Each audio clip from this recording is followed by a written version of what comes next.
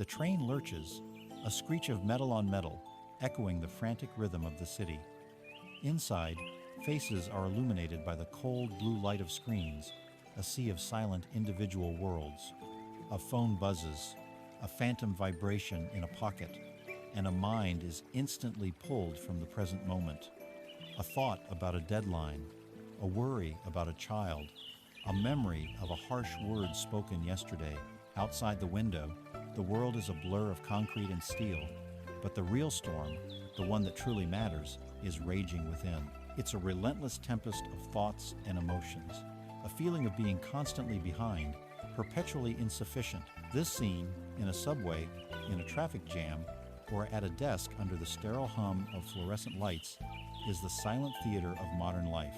We have built a world of incredible technological connection, yet we feel more disconnected from ourselves than ever before. We live with a constant, low-grade hum of anxiety, a quiet desperation that we try to soothe with the next purchase, the next vacation, the next notification, the next distraction. We are told that happiness lies just beyond the next achievement, but with every peak we conquer, we only see more mountains to climb. This feeling, this sense of being overwhelmed and adrift, is not a personal failure. It is the shared condition of our time, a spiritual exhaustion born from seeking peace in all the wrong places. We look for it outside of ourselves, in a world that is, by its very nature, unstable, impermanent, and forever changing. But what if the path to tranquility doesn't involve changing the world, but changing the way we perceive it? What if the escape we seek is not from our circumstances, but from the tyranny of our own untrained minds? Thousands of years ago, a man who was a prince, sheltered from all suffering, chose to walk away from his palace to confront these very questions. He saw the same dis-ease, the same fundamental unsatisfactoriness in the human condition. His quest was not for a god or a heaven, but for an understanding of the mechanics of suffering and a way to unbind himself from it. The wisdom he discovered, the teachings that flowed from his awakening, are not a religion that demands your faith. They are a science of the mind, a practical, testable, and timeless set of tools and insights. This is an invitation to explore that science. It is an invitation to turn your gaze inward, to become an archaeologist of your own consciousness, and to discover that within you, right now, is the capacity for a profound and unshakable peace, a quiet harbor that can withstand any storm. We begin our journey by looking directly at the storm itself, not the storms of weather or finance or politics that rage on our screens, but the unseen storm, the one that dwells behind our eyes and between our ears. This storm is the most powerful force in our lives, capable of turning a paradise into a prison and a simple moment into an eternity of torment. Its winds are called stress, its thunder is called anxiety, and its cold rain is a pervasive sense of dread. We often speak of it as if it were an external enemy. We say, "My work is stressful," or "That person gives me so much anxiety." We locate the source of our suffering out there, in the world. But the first, most profound insight of this inner science is a radical shift in perspective. The storm is not what happens to us, but how we relate to what happens to us. The enemy of our peace is not the world. It is our own unexamined reaction to the world. Let us explore this first element, stress. Imagine you are holding a guitar. The events of your life are like fingers that pluck at strings. A difficult conversation, a looming deadline, a traffic jam, an unexpected bill. These are merely events. They are neutral. They are the pluck. The sound that is produced, however, depends entirely on how the string is tuned. If the string is loose and relaxed, the pluck produces a low, resonant hum that quickly fades. If the string is wound incredibly tight, stretched to its limit, that same pluck produces a high-pitched, jarring, and painful sound that vibrates for a long, long time. Our mind, our nervous system, is that string. The events of the world will never stop plucking. That is the nature of life. The freedom lies not in stopping the plucking, but in learning how to adjust the tension of the string. Stress, from this perspective, is not the deadline. The deadline is just a date on a calendar.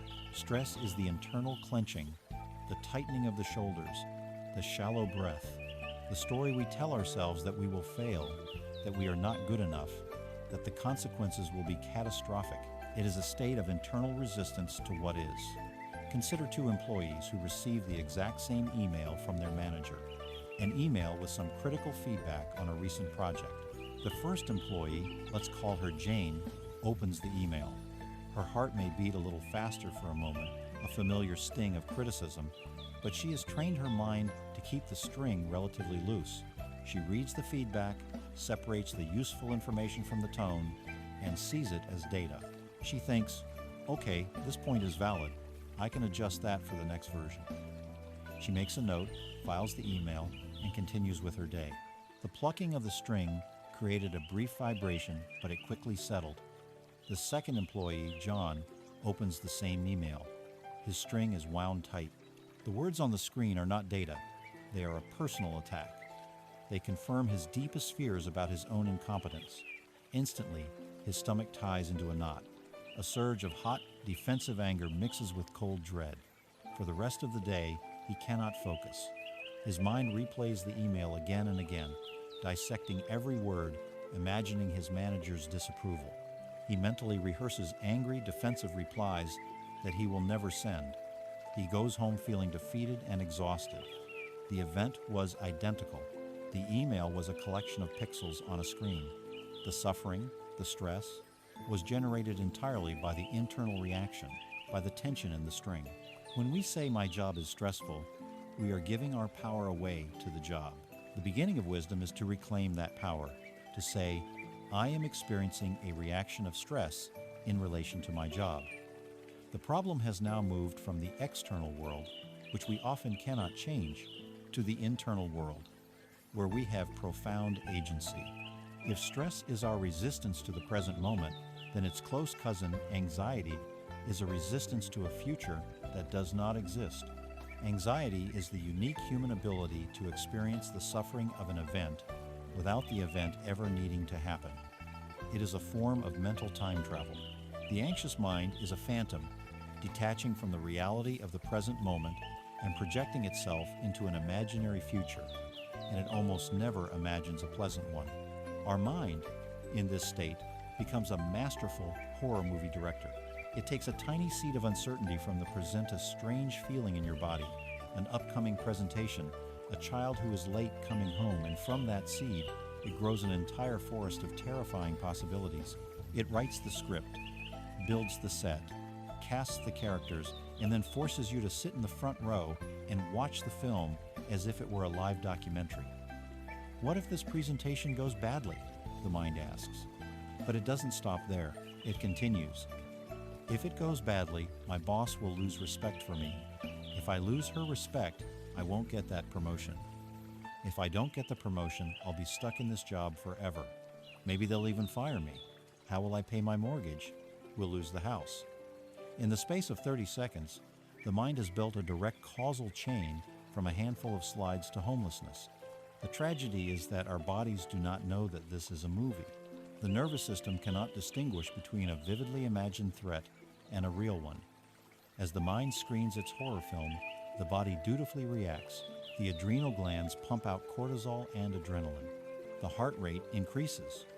Blood is diverted from the digestive system to the limbs, preparing for a fight or a flight from a threat that exists only as a flickering image in the theater of the mind. We are sitting safely in a chair, yet our bodies are in survival mode, fighting ghosts. This is the profound insanity of anxiety. It is the experience of being haunted, not by spirits, but by the specters of our own imagination. We exhaust ourselves fighting battles that have not happened, and likely never will. We mourn losses that we have not suffered. We live in a state of emergency, waiting for a catastrophe that we ourselves have invented. The first step in calming this storm is simply to see it, not to fight it, not to judge it, but to become a patient, compassionate observer of its patterns. This means turning our attention to the actual, felt experience of it in our minds and bodies. What are the mental symptoms? Notice the quality of your thoughts when the storm is brewing. Is there a frantic, repetitive chatter? A voice that is constantly criticizing you or others? An inability to focus on a single task for more than a few moments? This incessant inner monologue is the sound of the storm's winds. What are the physical symptoms? This is where the body speaks its truth. Bring your awareness to your own body right now. Is your jaw clenched? Are your shoulders creeping up towards your ears? Is there a subtle or not so subtle knot in your stomach? Is your breathing shallow, held high in your chest? These are not random aches and pains. They are the physical signature of stress and anxiety. They are the alarm bells of the nervous system, signaling that the mind is caught in resistance and fear. For years, we may have ignored these signals or tried to numb them. The practice begins with simply listening. Ah, there is the tightness in my chest again. There is the mental loop about work. No judgment, no need to fix it. Just a simple, gentle acknowledgement. I see you. This gentle seeing creates a space, and in that space, we can begin to understand the crucial difference between a reaction and a response. A reaction is automatic, unconscious, almost instantaneous. It is the tight guitar string vibrating wildly. The critical email arrives, and a wave of anger and shame immediately hijacks your consciousness. There is no space, no choice. You are a puppet, and your past conditioning is pulling the strings. A response, however, is born of awareness. It is conscious and intentional. In a response, there is a sacred pause between the stimulus and the action. The email arrives. The initial sting of emotion is felt, the familiar tightening, but because you have been practicing awareness, you don't immediately get swept away. You notice it. Ah, there is anger. There is that feeling of shame. You take a breath. You feel your feet on the floor. In that breath, in that moment of grounded awareness, a space opens up. The emotion is no longer you. It is something you are observing. And from that space of observation, you can choose. You can choose to respond with wisdom and clarity rather than react with blind, conditioned emotion. There is a story of two archers who stand before a target. The first archer draws his bow, his form perfect, and releases the arrow. It flies true and strikes the very center of the target. A feeling of pride and satisfaction warms his chest. The second archer steps up. He too is skilled. He draws his bow, but just as he releases, an unexpected gust of wind catches the arrow, sending it wide of the mark. It thuds into the grass. A hot flush of shame and frustration courses through him. He curses the wind. He curses his own failure. He is miserable. The Buddhist teaching invites us to ask, where did the suffering come from? It did not come from the arrow's flight. That was just an event, an arrow moving through air. The suffering came from the second archer's violent resistance to reality, his clinging to the desired outcome. He was a victim of his own reaction. A wise archer, one who cultivates response over reaction, would have simply noted the result. The arrow missed. The wind was a factor. He would calmly retrieve his arrow, having learned something about the conditions, and prepare for the next shot. He would respond to the situation, not react to his idea of it. The entire path of training the mind is this: learning to become the wise archer. It is the cultivation of that sacred pause, that moment of clear seeing where we can choose to put down our weapons of resistance and respond to life with the quiet strength of an open heart and a steady mind. We have now identified the storm. We see its winds of stress and its thunder of anxiety. We understand that its power comes from our own reactions. But what fuels this storm? What is the atmospheric condition that allows it to gather such force again and again? The answer lies in the endless, churning engine of human desire. If the inner storm of stress and anxiety is a fire, then our relationship with desire is the endless supply of dry kindling we unwittingly feed it. We have identified the storm's mechanics, but we must now look at its fuel source. From the moment we are born, we are immersed in a culture that teaches us a single seductive story. Happiness is something you acquire. It is out there, waiting to be earned, bought, or won. And so, we begin to run. We climb onto a wheel that promises a beautiful destination but is, in reality, just a loop, spinning endlessly in a cage of our own making. This is the hamster wheel of desire, the great, exhausting chase for a satisfaction that always seems just one more purchase, one more promotion, one more relationship away. It is the engine of our discontent, and understanding its mechanism is fundamental to stepping off it. In the ancient language of the Buddha, this driving force is called tanha, a word that translates not just as desire, but as thirst, craving, a deep and burning longing. It is the very engine that powers the storm. Let's examine the mechanics of this wheel, for it operates with a predictable, almost mechanical precision. It begins with a promise. The promise is whispered to us from every billboard, every commercial, every curated social media feed. The promise says, "You are not quite whole, but you will be whole when you get," and you can fill in the blank. When you get the new car, you will feel free and respected. When you get the bigger house, you will feel secure and successful. When you achieve the perfect body, you will feel worthy of love. When you find the perfect partner, you will no longer feel lonely. Our mind, seeking relief from its underlying sense of lack, latches on to one of these objects of desire. It becomes a beacon, a focal point for all our hopes. We begin to fantasize. We imagine the feeling of driving that new car, the smell of the leather, the envious glances of others. We imagine hosting parties in that spacious new home, the feeling of accomplishment as we look out over our own backyard. We imagine the bliss of a life without conflict with a soulmate who understands our every need. This fantasy is not a passive daydream. It is an active, powerful, and deeply addictive process. It provides a temporary escape from the discomfort of the present moment. For a little while, the fantasy makes us feel better. Our entire consumer culture is built upon this mechanism. It does not sell us products, it sells us feelings. It sells us idealized versions of ourselves. It sells us the promise of transformation, the bait that keeps us running on the wheel. Then comes the second stage, the emptiness of arrival. After weeks, months, or even years of striving, we achieve the goal.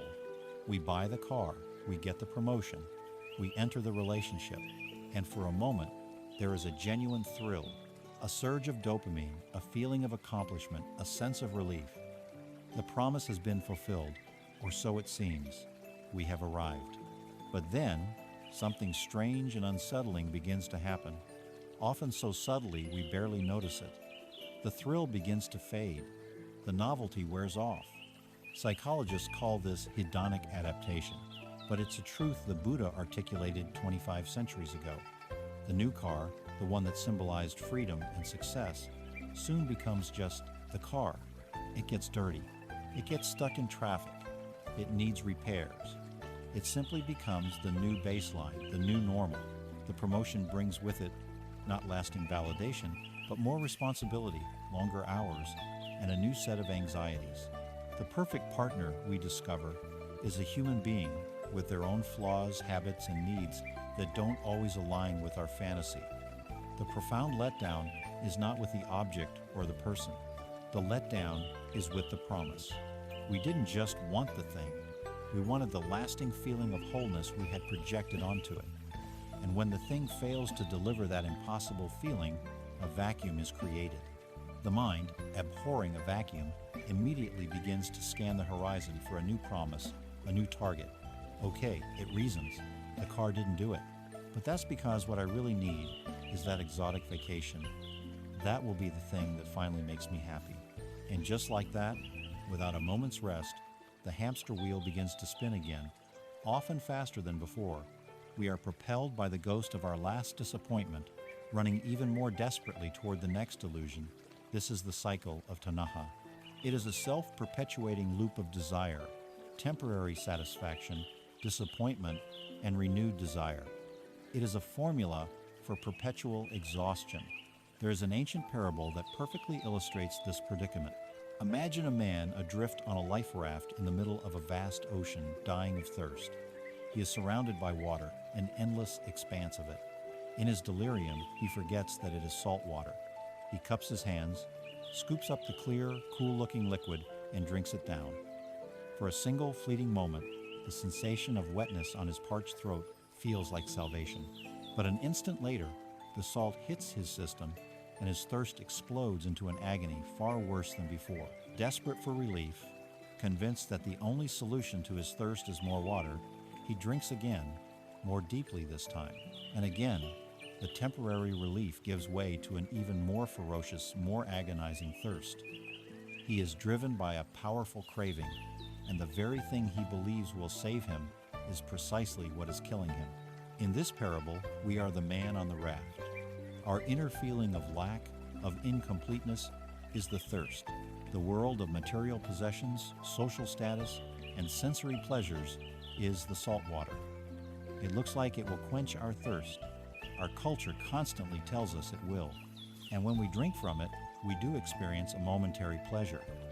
But it is a pleasure that ultimately intensifies the underlying thirst, that deepens our conviction that we need more to be happy. The new gadget, the validation of 1,000 likes on a photo, the fleeting thrill of a new romancetes are sips of salt water. They can never, ever quench the soul's deep thirst for genuine peace and contentment. It is crucial to understand that the Buddhist path is not a call for asceticism or a puritanical rejection of worldly pleasures. The Buddha did not teach that enjoying a delicious meal, appreciating beauty, or living in a comfortable home is wrong. The problem is not the object of desire. The problem is the clinging. It is the attachment, the desperate grasping, the mistaken belief that our happiness is contingent upon acquiring and keeping these things. The suffering is born from the delusion that salt water can quench our thirst. The wisdom lies not in renouncing the world, but in changing our relationship to it. It is about enjoying the pleasures of life without being enslaved by them. It is about appreciating the meal without being devastated if the restaurant is closed. It is about loving another person fully without making your entire sense of self-worth dependent on their approval. It is about learning to recognize salt water for what it is, so you can stop drinking it and begin to look for the fresh water that can truly satisfy. This is where a simple yet profound practice can begin to make a difference. The practice of distinguishing between our genuine needs and our conditioned wants. Our needs are fundamental to our well-being. They include the need for food, water, shelter, and physical safety. They also include deeper needs, like the need for genuine human connection, for a sense of purpose, for love, and for growth. Fulfilling these needs is a healthy and necessary part of life. Our wants, however, are often a different category entirely. They are frequently not our own, but have been implanted in our minds by our culture, by advertising, by comparing ourselves to others. The want for the newest phone when our current one works perfectly fine. The want for expensive clothes to project an image of success. The want for the life we see on someone else's social media feed. These wants are almost always born from a feeling of not enough. The practice is to bring a gentle, non-judgmental awareness to our desires as they arise. When a strong urge to buy something or achieve something appears, we can pause, take a breath, and ask ourselves with genuine curiosity, is this a true need of my body or my heart? Or is this a want, a craving, that is promising to fill a temporary feeling of boredom, insecurity, or loneliness? There is no need to judge the answer. The simple act of asking the question begins to loosen the grip of unconscious craving. It inserts a moment of wisdom between the impulse and the action. It is the first step in slowing the hamster wheel and eventually finding the courage to step off it altogether. This endless chase, this drinking of salt water, is one of the primary fuels for our inner storm, creating a baseline of dissatisfaction that makes us vulnerable to the winds of stress and the thunder of anxiety. But life presents us with another class of challenges, pains that we do not choose and cannot avoid through wise discernment. What happens when the storm is not one of our own making, but one that life itself hurls at us in the form of sickness, loss, or failure? How do we face these inevitable pains without being destroyed by them? We have explored the vast, self-sustaining storm of suffering created by the endless chase of desire, the futile attempt to quench a spiritual thirst with salt water. But even if we were to step off that hamster wheel entirely, a fundamental truth of existence remains. Life has pain. We get sick. We grow old. We lose people we love. We fail. We are disappointed. These are not failures of the system. They are features of it. No amount of positive thinking or material wealth can build a fortress strong enough to keep out these fundamental realities. They are the first arrows. Given that these arrows are unavoidable, does that mean a life of suffering is our inevitable fate? It is here that the Buddha offers one of his most practical and liberating teachings, a profound insight that hands the keys to our own liberation back to us. The teaching is this: while the first arrow of pain may be unavoidable, the second arrow of suffering is entirely optional. The first arrow is the raw, unadulterated event itself. It is the direct experience of life's unpleasantness. Imagine you stub your toe on a piece of furniture. The sharp, searing, physical pain that shoots up your leg is the first arrow. It is clean. It is immediate. It is simply sensory data. Or imagine you receive news that a project you worked on for months has been canceled. The initial pang in your chest, the sinking feeling in your stomach, the wave of disappointment that is the first arrow of emotional pain. Imagine the loss of a cherished relationship. The raw, gut-wrenching grief that arises is a first arrow. The Buddha was a supreme realist. He never pretended these arrows don't exist or that they don't hurt. They do. They are a universal and inescapable part of the human condition. From the king in his palace to the beggar on the street, no one is immune to the first arrows of life. To be alive is to be vulnerable to them. Acknowledging this fact is not pessimistic. It is the foundation of wisdom. It allows us to stop fighting a war against reality, a war we are destined to lose. The suffering, the true, deep, and lasting anguish that defines so much of our human experience comes from the second arrow. This is the arrow we shoot at ourselves. The second arrow is not the event. It is our mental and emotional reaction to the event. Let us return to the stubbed toe. The first arrow was the physical pain. The second arrow is the immediate explosion of commentary. You idiot. Why are you so clumsy? This always happens to me. Now my whole morning is ruined. This is so unfair. Let's look at the canceled project. The first arrow was the initial pang of disappointment. The second, third, and fourth arrows quickly follow. I knew this would happen. I'm a failure. All that work was for nothing. My boss probably thinks I'm incompetent. I'll never get ahead in this company. What's the point of even trying? Or in the case of a lost relationship, the first arrow of raw grief is soon followed by a volley of second arrows. It was all my fault. If only I had been different. I will never find anyone else. I am destined to be alone forever. My life has no meaning without them. These second arrows are the stories we tell, the judgments we make, the blame we assign, and the catastrophic futures we invent. They are the layer of mental proliferation we add on top of a clean, simple pain, turning it into a dense, complex, and sticky web of suffering. The first arrow creates pain. The second arrow creates a victim. And it is the story of being a victim of our clumsiness, our incompetence, our fate that causes the prolonged agony. The vast majority of what we call suffering in our lives is not the pain of the first arrow, but the self-inflicted, repetitive torment of the second, third, and 100th arrows we fire into the original wound. The Buddha explained this with a simple, powerful parable. He said that an ordinary, untrained person, when struck by a physical or emotional pain, feels two pains. The first is the initial, unavoidable feeling.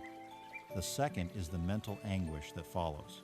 They lament, they grieve, they become filled with resentment, and they resist. They feel as if they have been shot by one arrow, the Buddha said, and then immediately shot by a second one, so they feel the pain of two arrows. A wise person, however, one who is trained in this inner science, when struck by the first arrow, feels only one pain. They do not resist it. They do not weave a story of blame and despair around it. They simply acknowledge the reality of the situation.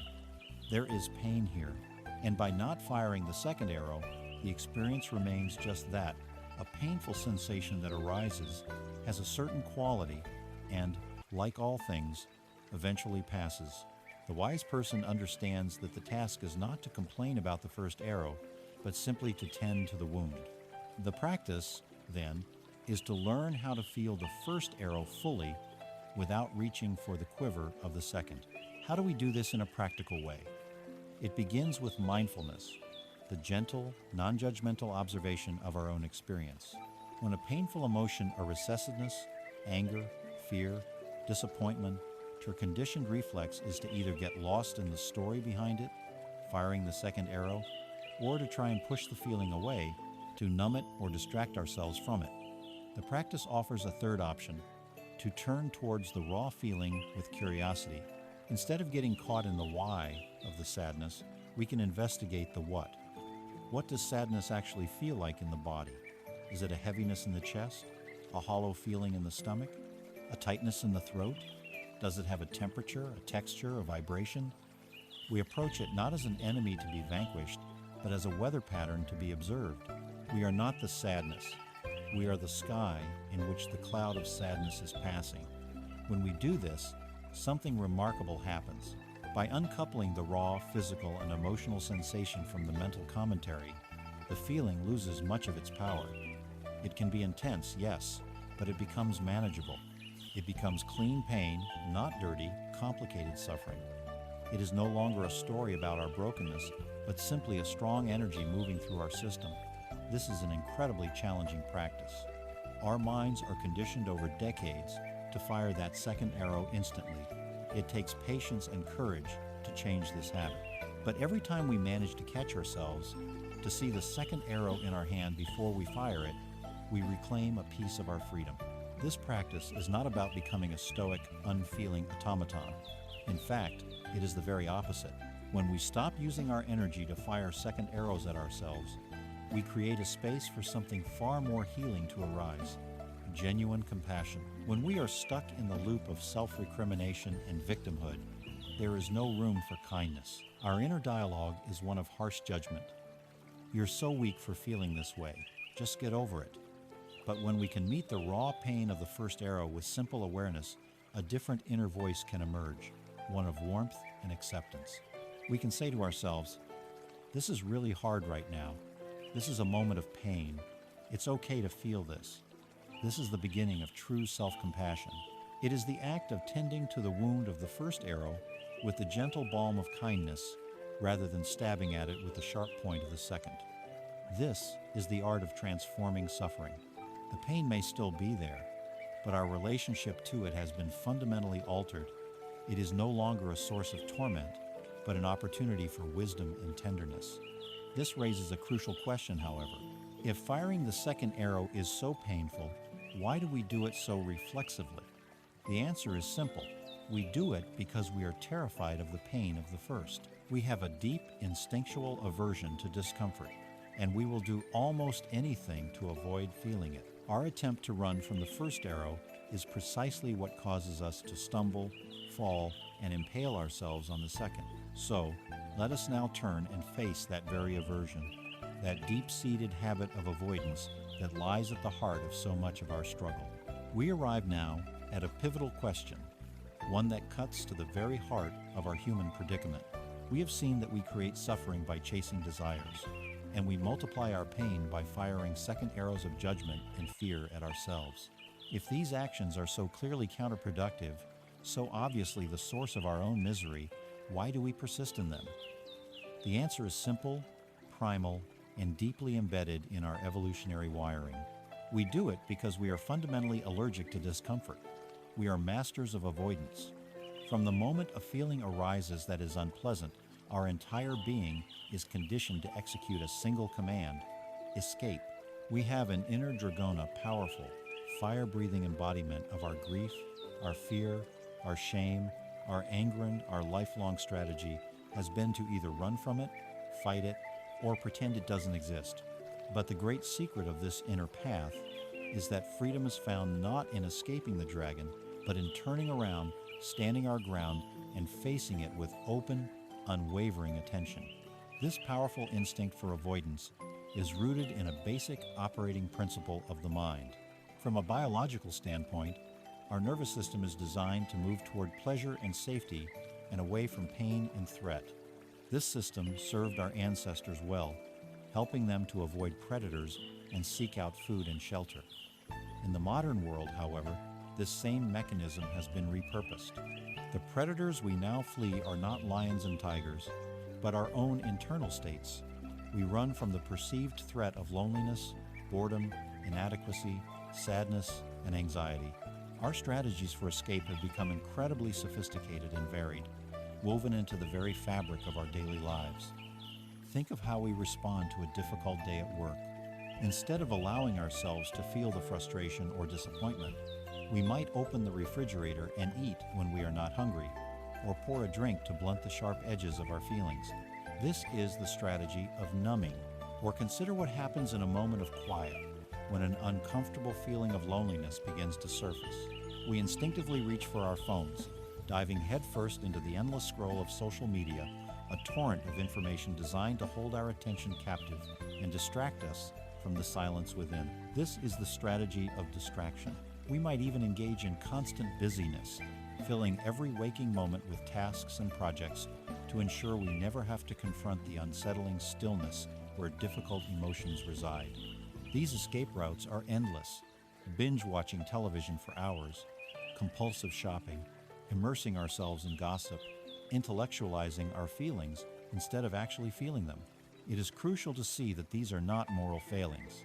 They are deeply human, understandable attempts to cope with pain. They are, however, profoundly misguided, for they are based on a fundamental misunderstanding of the nature of emotion. This brings us to the central metaphor, the dragon in the cellar. Imagine that a difficult emotion, let's use grief as an example, appears in your life. It feels like a small, strange, and unsettling creature. It is a baby dragon, unsure of what to do with it, and feeling afraid of its fiery breath. You do what seems logical. You grab it, shove it down into the cellar of your psyche, slam the heavy oak door, and lock it tight. You feel a sense of relief. The dragon is gone. You can get on with your life, but the dragon is not gone.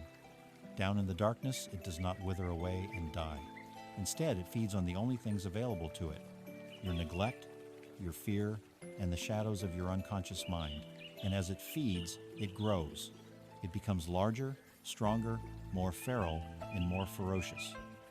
You, on the surface, may continue your life, but you are not truly free. You have to expend a tremendous amount of psychic energy to keep that cellar door locked. You become subtly anxious, always aware of the monstrous thing you are containing. You may become afraid of silence, afraid of stillness, afraid of your own inner world, because you know what lurks in the cellar. The dragon, for its part, begins to rattle the foundations of the house.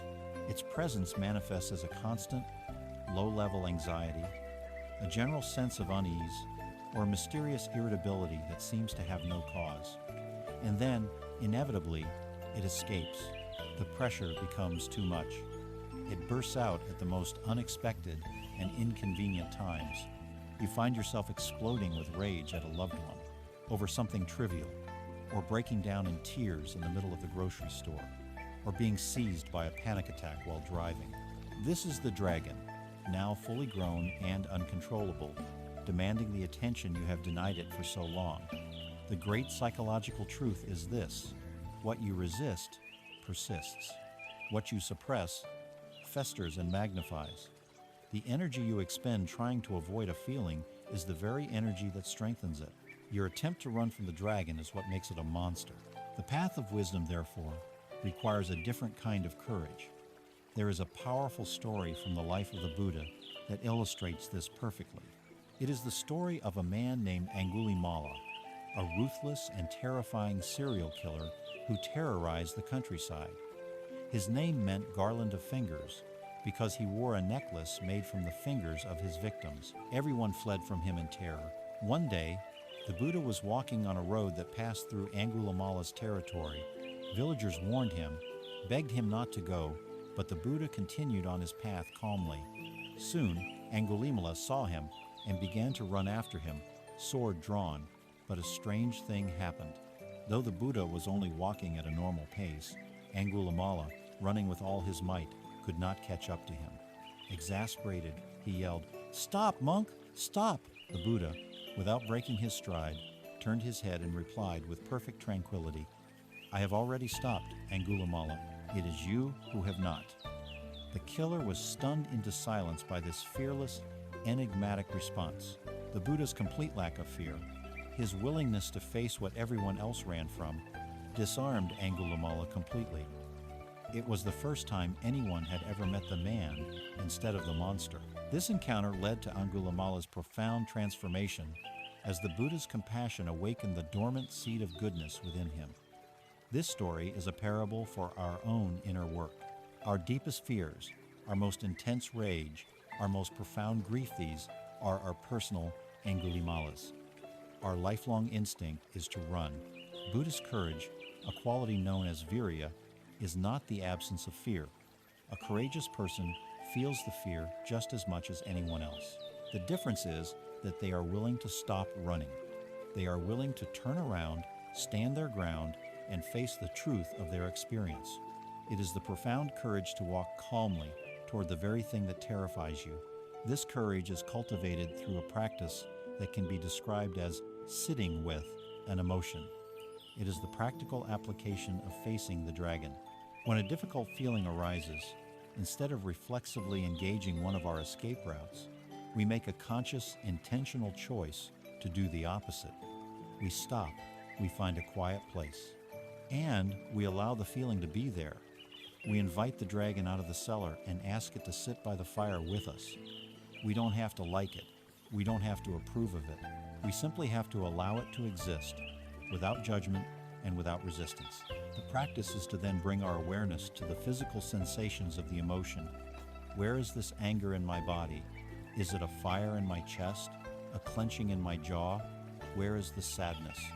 Is it a hollowness in my gut? A pressure behind my eyes?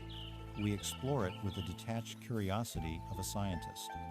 This is not the same as wallowing or getting lost in the story of the emotion. It is a mindful, embodied presence. And when we meet our dragons with this kind of direct, compassionate attention, they begin to transform. We see that they are not as monstrous as we imagine them to be in the dark. We see that they are wounded parts of ourselves, messengers carrying important information about our needs and our hurts. By meeting them with presence, we allow their energy to move through us and release, rather than remaining trapped and festering within. This act of facing our inner world, of meeting our dragons with courage and compassion, requires that we first understand the very nature of the arena in which this all takes place. To truly know the dragon, we must first know the landscape of our own mind. For this mind, in its untrained state, is not a peaceful kingdom. It is a wild and powerful force, a force that, left to its own devices, can create both the dragon and the terror we feel towards it. We have journeyed into the dark cellar of the psyche to face the dragons of our own making, learning that our avoidance is the very source of their power. We have seen that courage lies not in running, but in turning to face the truth of our own experience. But to undertake this courageous act, we must first understand the nature of the very ground on which we stand, the arena where these inner dramas unfold, the human mind itself. For in its natural, untrained state, the mind is not a serene sanctuary. It is not a quiet, orderly library of thoughts. The ancient teachers of this inner science chose a different metaphor, one that is both startlingly accurate and profoundly hopeful. They said that the untrained mind is like a wild elephant. Imagine a magnificent, full-grown elephant born and raised in the dense jungle. It is a creature of immense power. A single swipe of its trunk can fell a tree. Its charge can clear any obstacle. Its energy is boundless. But this power in its wild state is undirected and chaotic. The elephant crashes through the undergrowth, driven by whim and instinct. It chases after a pleasant scent, then is spooked by a sudden noise. It gets stuck in muddy swamps of rumination, and then rampages through clearings in a fit of rage. It is a slave to its every impulse, a force of nature that is both majestic and incredibly destructive, not only to its environment, but also to itself. This is a perfect description of the human mind in its ordinary, untrained condition. This is the monkey mind we so often hear about, a mind that swings restlessly from one branch to another without a moment's peace. It lurches from a vivid memory of a past humiliation to an anxious projection about a future meeting, to the lyrics of a song you heard this morning, to an itch on your foot, to a critical judgment about yourself. There is no coherence, no peace, no center. We feel scattered, fragmented, and perpetually exhausted because our mental energy is being squandered in 1,000 different directions at once. The destructive power of this wild elephant is not metaphorical. It is the direct cause of our suffering. When overcome with anger, the elephant mind tramples the delicate gardens of our relationships, leaving behind a trail of hurt feelings and regret. When seized by fear, it smashes the structures of our own well-being, creating catastrophic stories and triggering the painful physical responses of anxiety. When it stumbles into a rut of obsessive thinking, it can dig itself deeper and deeper into a swamp of depression, unable to find its way out. The second arrows we discussed, they are the sharp tusks of this wild elephant, which it uses to wound itself again and again. It believes every thought that flashes through its consciousness as an absolute truth.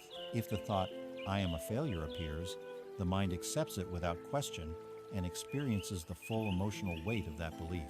If a feeling of jealousy arises, the mind is completely consumed by it, becoming a vessel for that poison. In this wild state, the mind is not our servant. It is a tyrannical master, and we are helplessly dragged along in the wake of its chaotic journey. We are not living our lives, we are being lived by the whims of a powerful, untamed creature within us. The beginning of this spiritual path, the first glimmer of hope, comes from a radical realization: you are not the elephant. For your entire life, you have likely identified with this chaos. You have believed that you are your thoughts, you are your emotions. The first step in taming the elephant is to realize that there is a part of you that can observe it. This is your innate capacity for awareness, for mindfulness. It is the part of you that can notice, the mind is feeling angry right now, or there is a lot of anxious thinking happening. This awareness is the potential elephant tamer. For years, the tamer has been asleep, unconsciously riding on the back of the rampaging elephant. The practice is the act of waking the tamer up. Once awake, the tamer needs tools. The first and most essential tool is a rope. This rope is the faculty of focused attention. The tamer learns to gently but firmly place this rope of attention around the elephant's neck and guide it. As we will explore in great detail, the most effective object to use for this purpose, the anchor for our attention, is the physical sensation of the breath. The next step is to find a sturdy post. The tamer guides the elephant to this post and gently ties the rope to it. This post is the present moment. It is the raw, unfiltered reality of right now. At first, the elephant hates this. It is accustomed to the boundless freedom of the jungle of thought. It pulls and strains against the rope. It trumpets with frustration and rage.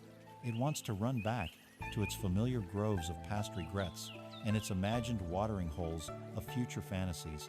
The job of the tamer at this stage is simply to hold fast and be patient.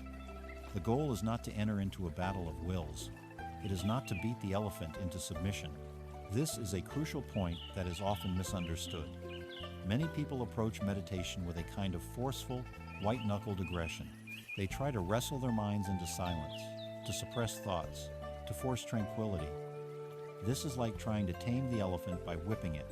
It will only make the elephant more violent, more fearful, and more resistant. The mind cannot be conquered by force. The true art of taming the mind is rooted in the qualities of gentleness, patience, and unwavering kindness. It is a process of building trust.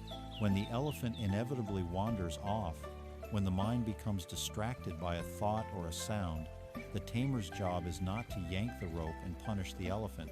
The job is to notice, with gentle acceptance, the elephant has wandered. And then, with the utmost kindness, to gently guide it back to the post of the present moment. This act of returning over and over and over again, without judgment, without frustration, is the very heart of the practice. Each time you notice your mind has strayed and you gently bring it back to the breath, you are strengthening the muscle of mindfulness. You are weakening the old, unconscious habits of distraction, and you are building a new relationship with your own mind, based not on conflict, but on compassionate collaboration. Over time, something miraculous begins to happen. The elephant, realizing that the tamer is not an enemy but a kind guide, begins to settle down. It pulls against the rope less and less. It finds that there is a certain peace in standing by the post, a restfulness it has never known in its frantic jungle life. It learns to be still.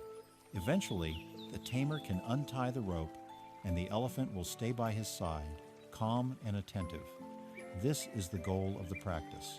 A tamed mind is not a diminished mind. Its power has not been drained, it has been harnessed. A tamed elephant is an incredible ally. Its immense strength can be directed to do useful work, like clearing a path through the jungle or carrying heavy loads.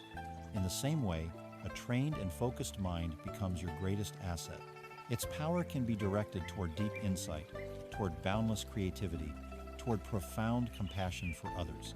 It becomes a source of unshakable inner peace and stability, an ally that can remain calm and clear even when the world around it is in turmoil. It is no longer a wild, destructive force, but a loyal and powerful servant, ready to help you navigate the terrain of your life with wisdom and grace. Now that we understand the nature of our own mind as this powerful, wild elephant, we must turn our attention to the landscape it inhabits. Before we can truly master the techniques of taming, we must understand the fundamental characteristics of the world our mind perceives, the jungle it roams. The Buddha summarized this with a single crucial word, a concept that forms the very foundation of his teachings. He said that the fundamental nature of our existence is characterized by dukkha. This word is often translated as suffering, but its meaning is far more subtle and profound. What is this pervasive quality of unsatisfactoriness that the elephant mind constantly encounters? And why is understanding it the first step toward true and lasting peace? We have met the wild elephant of the mind and glimpsed the path of taming it through gentle, patient awareness. Now, we must turn our gaze to the landscape this elephant roams, the fundamental terrain of our existence. To truly understand why the mind rampages as it does, we must understand the nature of the ground beneath its feet. The Buddha, in his first and most foundational teaching, presented a truth that has been a source of both profound insight and frequent misunderstanding for centuries. This is the first noble truth, the truth of what is known as dukkha. When we hear the word dukkha translated into English as suffering, our Western minds can recoil. It sounds pessimistic, morbid, even nihilistic. It seems to suggest that life is nothing but a vale of tears, a joyless slog toward an inevitable end. This interpretation, however, is a profound misreading of one of the most optimistic and empowering diagnoses ever offered to humanity. To understand the Buddha's first truth, it is essential to reframe our perspective. The Buddha was not a pessimist, he was a physician, the great physician of the mind and heart. And the first noble truth is not a philosophical judgment on the worth of life. It is a clinical diagnosis of the human condition. A compassionate doctor, when faced with a sick patient, does not begin by offering false reassurances. They begin by making an honest and accurate assessment of the illness. They look at the symptoms, understand the nature of the disease, and state it clearly. This diagnosis is not an act of cruelty. It is the necessary and compassionate first step toward finding a cure. Dukkha, then, is the diagnosis. The word itself carries a meaning far richer and more subtle than mere suffering. Imagine a potter's wheel that is slightly off-center. As it spins, it produces a constant, subtle wobble, a jarring vibration that prevents it from ever turning smoothly. That wobble, that inherent unsatisfactoriness, is dukkha. It is the friction of our existence, the background hum of stress, a fundamental lack of ease with the way things are. To fully grasp this diagnosis, the Buddha broke it down into three distinct, though interconnected types. The first type is the most obvious, dukkha, or the suffering of painful experiences. This is the ouch of life. It is the raw, undeniable pain that we all recognize immediately. It is the pain of the first arrow. This includes physical pain, the agony of a migraine, the chronic ache of an arthritic joint, the weakness of disease, the frailty of old age, and the ultimate physical pain of death.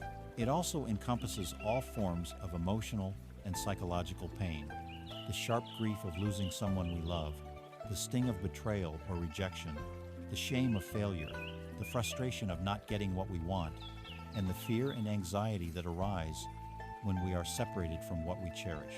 This is the form of suffering that requires no philosophical explanation. It is the common ground of all sentient beings. Whether you are rich or poor, powerful or humble, a human or an animal, you understand the nature of dukkha. It is the clear and present pain that motivates us to seek relief, to visit a doctor, to seek comfort from a friend. The Buddha was simply acknowledging this universal reality, stating plainly that to be born into a body and to live a life in this world is to be subject to these forms of pain. This first level of diagnosis simply says, yes, life includes straightforward, undeniable suffering. The second type of dukkha is far more subtle and, for many of us, more pervasive. It is called viparinama dukkha, the suffering of change. This is the suffering that is woven into the very fabric of our happiness. It points to a profound truth. Even our pleasant experiences are a source of suffering because they are, by their very nature, impermanent.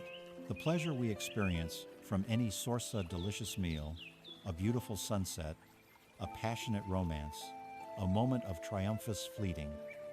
This type of suffering arises in two ways. First, there is the subtle background anxiety that comes from knowing, even as we are enjoying a pleasant experience, that it will not last. Think of a perfect vacation. You are on a beautiful beach, the sun is warm, the company is good, yet in the back of your mind there is a quiet whisper, a ticking clock, reminding you that in a few days you will have to return to your ordinary life, to your work, to your responsibilities. This knowledge taints the present pleasure with a shadow of future loss. The second way this suffering manifests is in the actual pain of the experience ending. The vacation concludes, and we feel a sense of loss and disappointment. The delicious meal is finished, and the pleasure is gone. The honeymoon phase of a relationship inevitably fades into a more complex and challenging reality. Because we cling to these pleasant states, because we desperately want them to last forever, their inevitable passing feels like a personal loss. We are like a child at a fairground, crying because the wonderful ride has come to an end. We suffer not because happiness isn't real, but because we try to grasp it, to solidify it, to make it permanent in a world where nothing is permanent. This reveals the fatal flaw in a life dedicated to chasing pleasure. It is like trying to build a castle out of sand on a rising tide. The frantic effort to protect our creations from the inevitable waves of change is itself a source of immense stress and ultimate disappointment. This leads us to the third and most profound level of the diagnosis, sankhara dukkha, the suffering of conditioned existence. This is the most difficult to grasp, yet it is the most fundamental. It is that off-center wobble of the wheel. It is a baseline level of unsatisfactoriness that is inherent in the very nature of having a self that is dependent on a multitude of shifting causes and conditions. It is the general friction of being alive. Think of the constant, low-level effort required simply to maintain your existence. You have a body that needs to be fed, clothed, and sheltered. It gets tired. It gets sick. It ages. You have a mind that is constantly processing information, forming opinions, reacting to stimuli. You have an identity, a reputation, a sense of self that you are constantly working to manage and defend.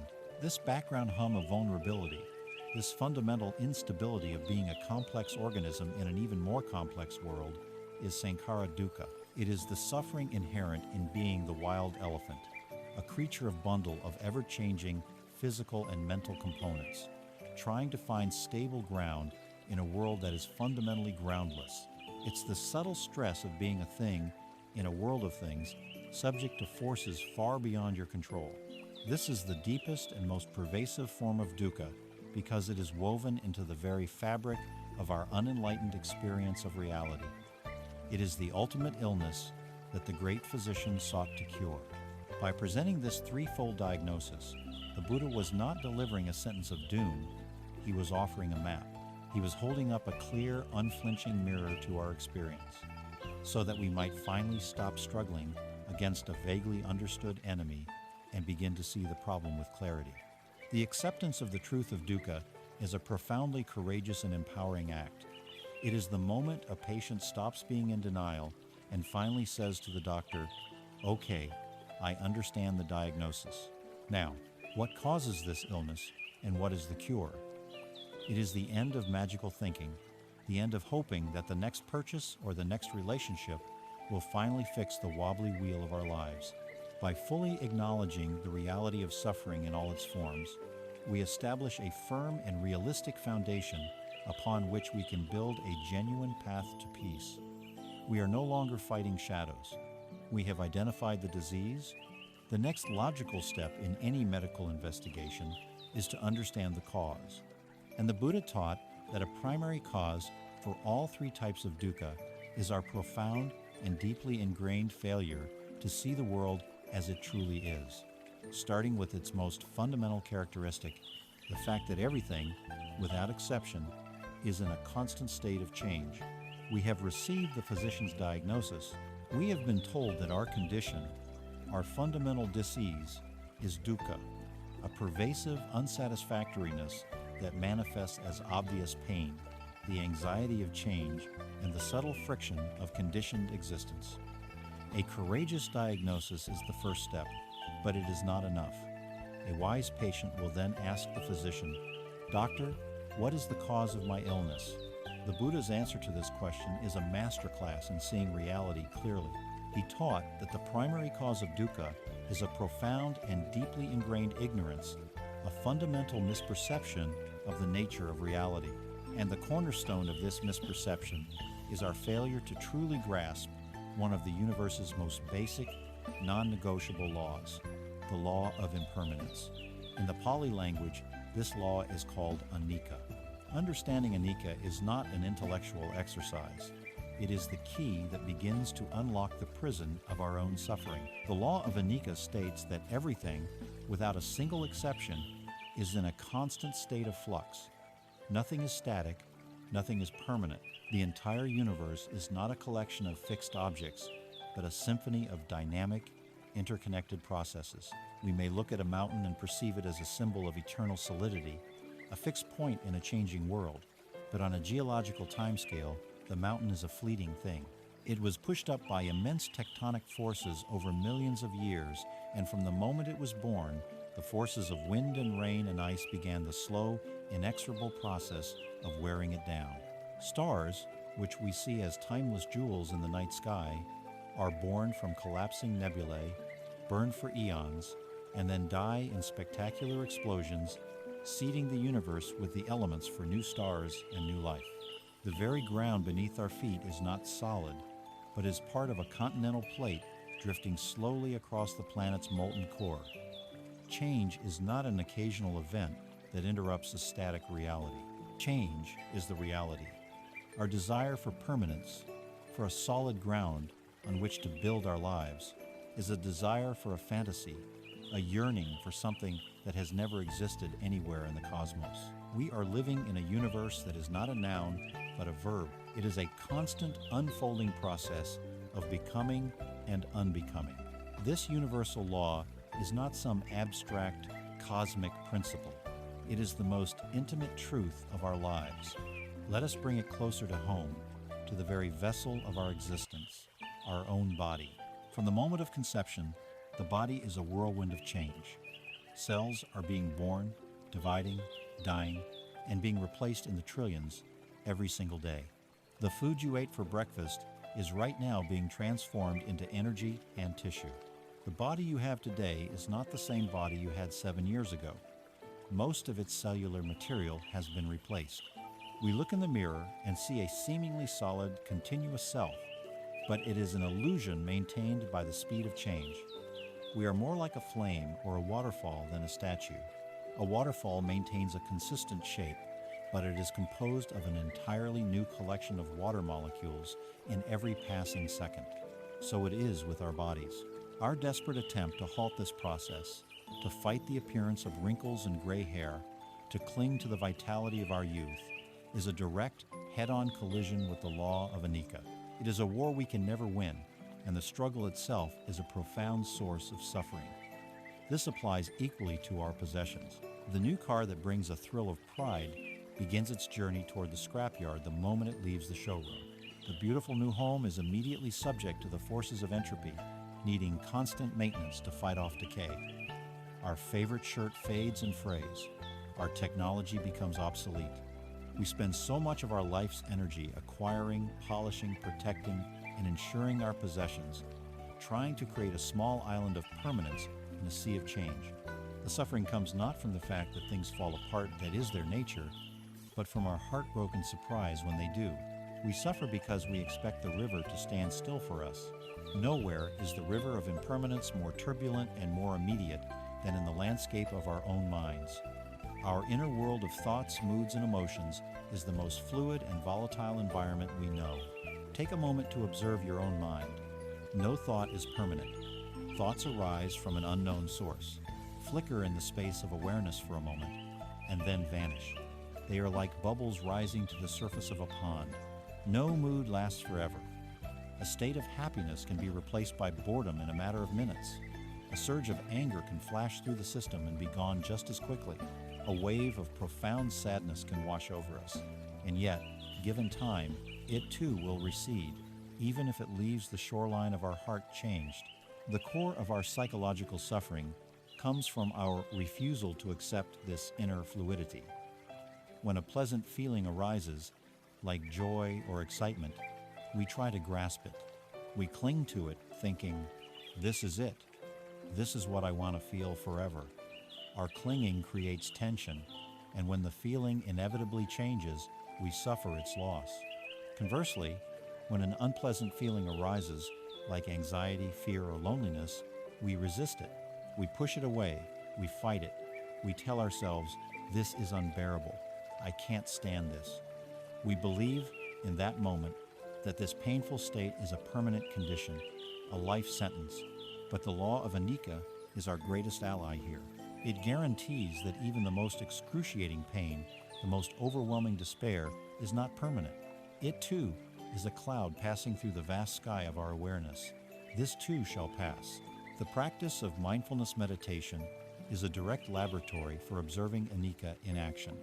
As we sit and watch the breath, we notice the endless parade of thoughts, feelings, and sensations arising and passing away. We see for ourselves, not as a theory, but as a direct, lived experience, that nothing sticks. This direct seeing is profoundly liberating. It teaches us not to take our own mental states so seriously. We learn to hold them more lightly, to treat them not as solid truths about who we are, but as temporary weather patterns moving through our system. When we truly begin to absorb the wisdom of impermanence, our entire perspective on life can shift from one of struggle to one of grace. Anicca is not a tragic flaw in the universe. It is the very thing that makes life meaningful. It is what makes growth possible. If we were not impermanent, we could never learn from our mistakes. We would be frozen forever in the person we were yesterday.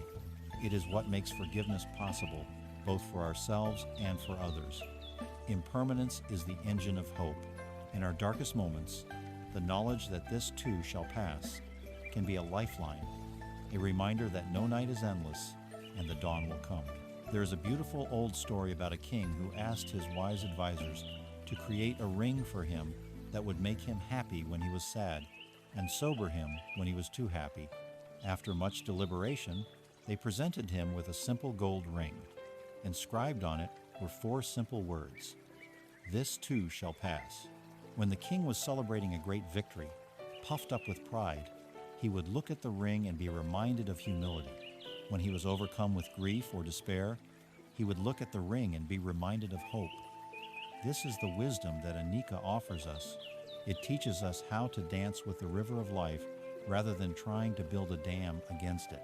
It invites us to savor the beauty of the present moment more fully, precisely because we know it will not last. It allows us to let go of our losses more gently, because we understand that letting go is the natural order of things. We have seen that our suffering, our dukkha, is caused by our resistance to the universal law of impermanence. We fight against the current of the river, and the struggle exhausts us. But this raises a deeper question. Why do we cling so desperately? Why do we try to hold on to a changing world with such force? We do it because we believe there is a permanent, solid, continuous I who is doing the holding. We believe that while everything else might be a river, we are a fixed stone standing firm in the current. We believe we have a self that is unchanging, that possesses our thoughts, our body, our story. But is this belief true? What if this seemingly solid self is also part of the river? What if the I we work so hard to protect is itself the greatest illusion of all? This question leads us directly to the next, and perhaps most challenging, of the great insights of this path, the truth of anatta, the doctrine of non-self. We have followed the great physician's diagnosis, understanding that our fundamental condition is one of dukkha, or unsatisfactoriness. We have explored its primary cause, our deep-seated resistance to the universal law of anicca, the truth that all things are impermanent. We suffer because we, like a desperate person on a riverbank, try to grasp and hold on to the flowing water. This leads us to the final, most profound, and perhaps most challenging question of this initial diagnosis. Who exactly is the one doing the grasping? We assume there is a solid, continuous, independent I standing on the riverbank, a self that is separate from the flow. It is this self that we seek to protect, to gratify, to defend. It is the protagonist in the story of our life.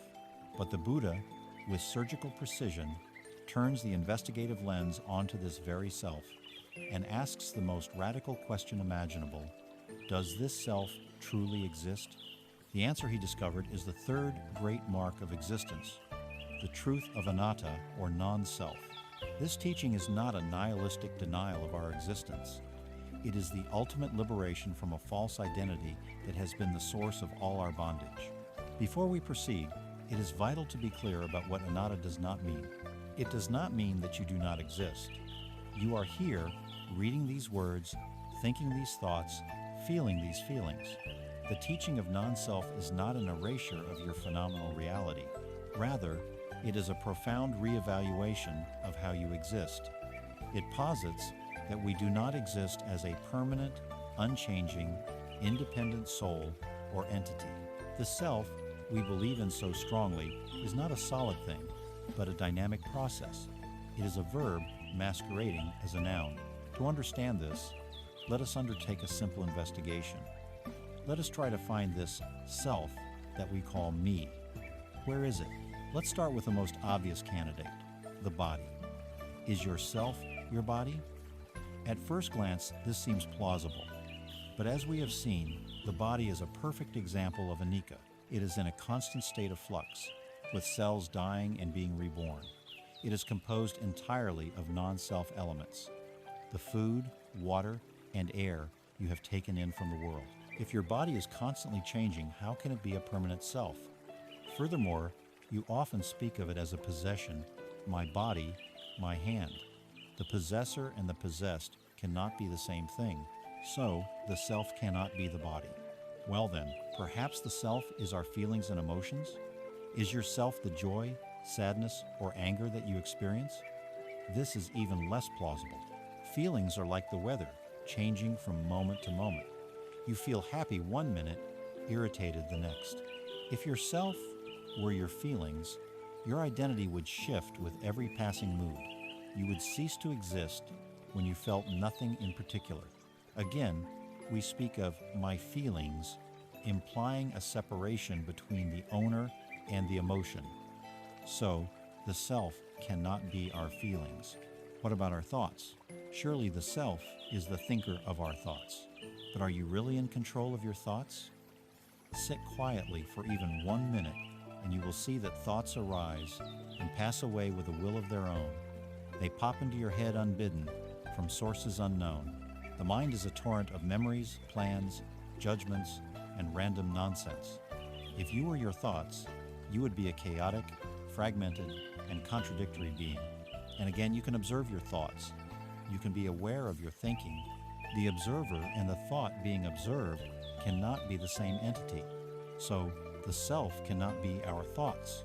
When we conduct this honest, rigorous investigation, looking for a permanent, independent, unchanging self in our body, our feelings, or our thoughts, we come up empty-handed. We cannot find a solid core, a central CEO in the corporation of our being.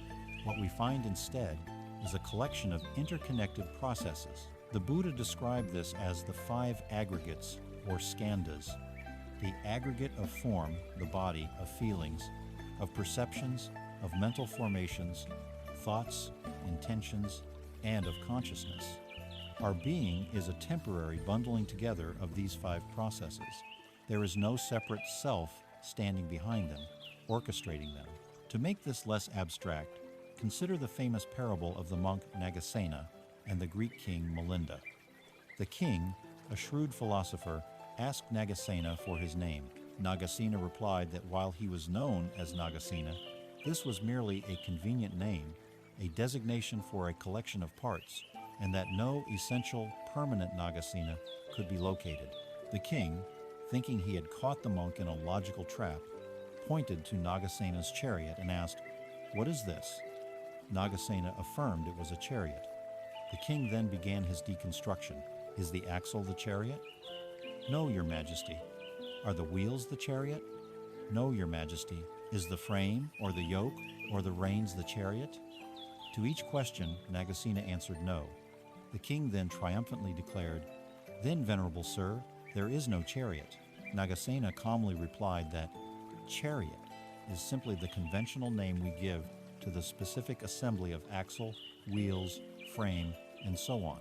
It has a functional reality, but it has no independent, essential existence apart from its components. He then turned the same logic back on the king, asking if the king's hair was King Melinda or if his feelings were King Melinda. The king understood.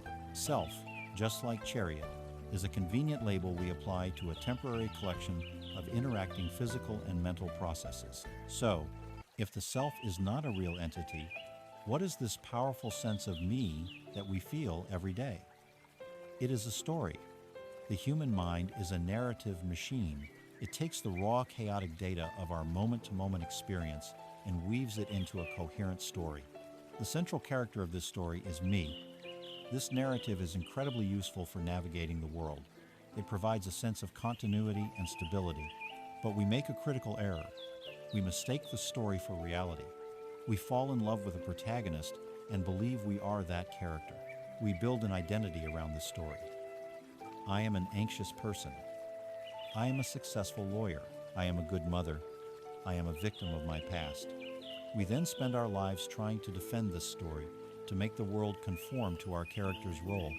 This is a source of immense suffering. When we fail at something, it contradicts our story of being a successful person, and we suffer. When someone criticizes us, it attacks our character, and we suffer. We become prisoners of a fiction we ourselves have written. The liberation of anatta is the realization that you are not the character in the story, you are the author. And at an even deeper level, you are the silent, spacious paper on which the story is being written. This realization is not an intellectual game, it is the key to profound freedom. When you stop identifying with the temporary contents of your mind, you are no longer at their mercy. Instead of the thought, "I am angry," a thought which completely defines and consumes you, you can learn to see it as, awareness is noticing a feeling of anger arising. The anger is still there, but it is no longer you. It is an event happening within you. Instead of the crushing belief, "I am a failure," you can observe, there is a thought of failure present, accompanied by a heavy feeling in the chest. This shift in perspective creates a space, a gap between the observer and the observed. This space is freedom. This space is peace. You realize that you are not the passing clouds of thought and emotion, but the vast, open, unchanging sky in which they appear and disappear. Your sense of well-being is no longer chained to the volatile weather of your mind. This is the ultimate release from the prison of the ego. We have now examined the 3 great marks of existence: the foundational truths of the great physician's diagnosis. We see that our existence is characterized by dukkha, unsatisfactoriness, because we cling to things as if they were permanent in a universe defined by anicca, impermanence. And we cling so desperately because we believe there is a permanent I that needs protecting, when in fact our very nature is anatta, non-self. This map of reality, this theoretical understanding, is priceless. But a map is not the journey. Now that we have the diagnosis and understand the terrain, it is time to take our first practical step. It is time to learn the single most important technique for taming the wild elephant, for experiencing these truths directly, and for grounding ourselves in the peace of the present moment. It is time to learn about the anchor of the breath. We have now journeyed through the profound and sometimes challenging landscape of the Buddha's core teachings. We have received the diagnosis of dukkha, the universal condition of unsatisfactoriness. We have explored its causes, our deep resistance to the truth of anicca, or impermanence, and our mistaken belief in a solid, unchanging self, or anatta.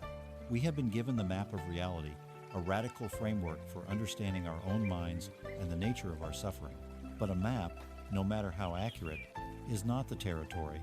A diagnosis, no matter how brilliant, is not the cure.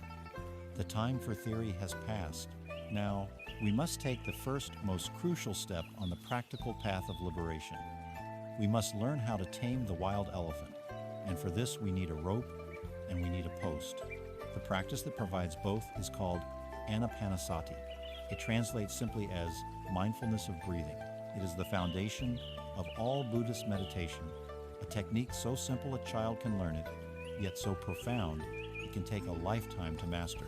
It is the art of returning home to the present moment, using the most faithful and reliable anchor you will ever have. The simple, rhythmic, life-giving reality of your own breath. Why the breath? Of all the things we could focus on, why is this simple biological process the chosen anchor for this transformative practice? The reasons are as elegant as they are practical. First, the breath is always with us. From the moment of our birth to the moment of our death, it is our constant companion. You do not need any special equipment, any particular belief system, or any quiet monastic setting. Wherever you are, in a crowded subway, at a chaotic office desk, or lying in bed unable to sleep, your breath is there. It is the most accessible and democratic tool for mindfulness imaginable. Second, the breath is always in the present moment. You cannot take a breath that is in the past, nor can you take one that is in the future. The physical sensation of air entering and leaving your body is happening right now in this singular, unfolding moment. To place your attention on the breath is, by definition, to pull your mind out of the murky swamps of past regret and the terrifying jungles of future anxiety. It is an immediate and effective antidote to the time-traveling sickness of the untrained mind. Third, the breath acts as a perfect bridge between our conscious and unconscious worlds. Most of the time, it operates on its own, a function of the autonomic nervous system. Yet, we can also consciously take control of it, breathing more deeply or more slowly at will. This unique quality makes it a powerful link between the mind and the body, a place where we can directly observe their intricate connection. Finally, the breath is an honest barometer of our inner state. When you are anxious or angry, your breath becomes shallow, rapid, and tight. When you are calm and relaxed, your breath naturally becomes deep, slow, and rhythmic. By simply observing the quality of your breath, without even trying to change it, you can gain a direct and truthful insight into your emotional landscape. So, how do we begin this practice? The instructions are beautifully simple. The first step is to find a posture that embodies both dignity and ease. You can sit on a cushion on the floor with your legs crossed, or you can sit upright in a chair with your feet flat on the ground. The key is to keep your back relatively straight, but not stiff or rigid. This posture fosters a sense of alertness. Let your hands rest comfortably in your lap or on your knees. Allow your shoulders to relax, your jaw to be soft. You can gently close your eyes, which helps to minimize visual distractions, or you can leave them slightly open, with a soft, unfocused gaze toward the floor in front of you. Take a moment to set an intention. The intention is not to achieve a state of perfect bliss or to empty your mind. The intention is simply to be present with yourself, with kindness and curiosity for the next few minutes. Now, bring your attention to the physical sensations of your breath, wherever you feel them most clearly in your body. For some people, this is the feeling of the cool air entering the nostrils and the slightly warmer air leaving. For others, it's the gentle rise and fall of the chest. Or perhaps it's the expansion and contraction of the abdomen, the gentle ballooning of the belly on the in-breath, and the soft deflation on the out-breath. There is no right or wrong place to feel it. Simply choose one of these anchor points and allow your attention to rest there, as gently as a butterfly landing on a flower. Do not try to control your breathing. Let the body breathe all by itself. Your only task is to feel it. Feel the entire arc of one inhalation from beginning to end. Feel the entire arc of one exhalation from beginning to end. That is all. There is nothing else to do, nothing to fix, nothing to achieve, just this breath rising, this breath falling. Be aware of the simple, raw, physical sensations, the feeling of air, the feeling of movement. Now we come to the most important instruction of all, the one that addresses the single greatest obstacle that causes people to believe they can't meditate. Within a few seconds of placing your attention on the breath, your mind will wander. This is not a sign of failure. This is not a mistake. It is simply what minds do. The wild elephant will strain against the rope. A thought will arise. What am I going to make for dinner tonight? A memory will surface. A sound from outside will catch your attention. You will suddenly find that for the last 2 minutes, you have not been feeling the breath at all, but have been completely lost in a long chain of thought. The moment you realize this, the moment you wake up from the daydream, that is the moment of victory. That is the golden moment of mindfulness. In that moment, your only job is to do 2 things. First, silently and gently acknowledge where you have been. You might even say to yourself, thinking, or wandering. Do this without any judgment, without any frustration. There is no need for scolding.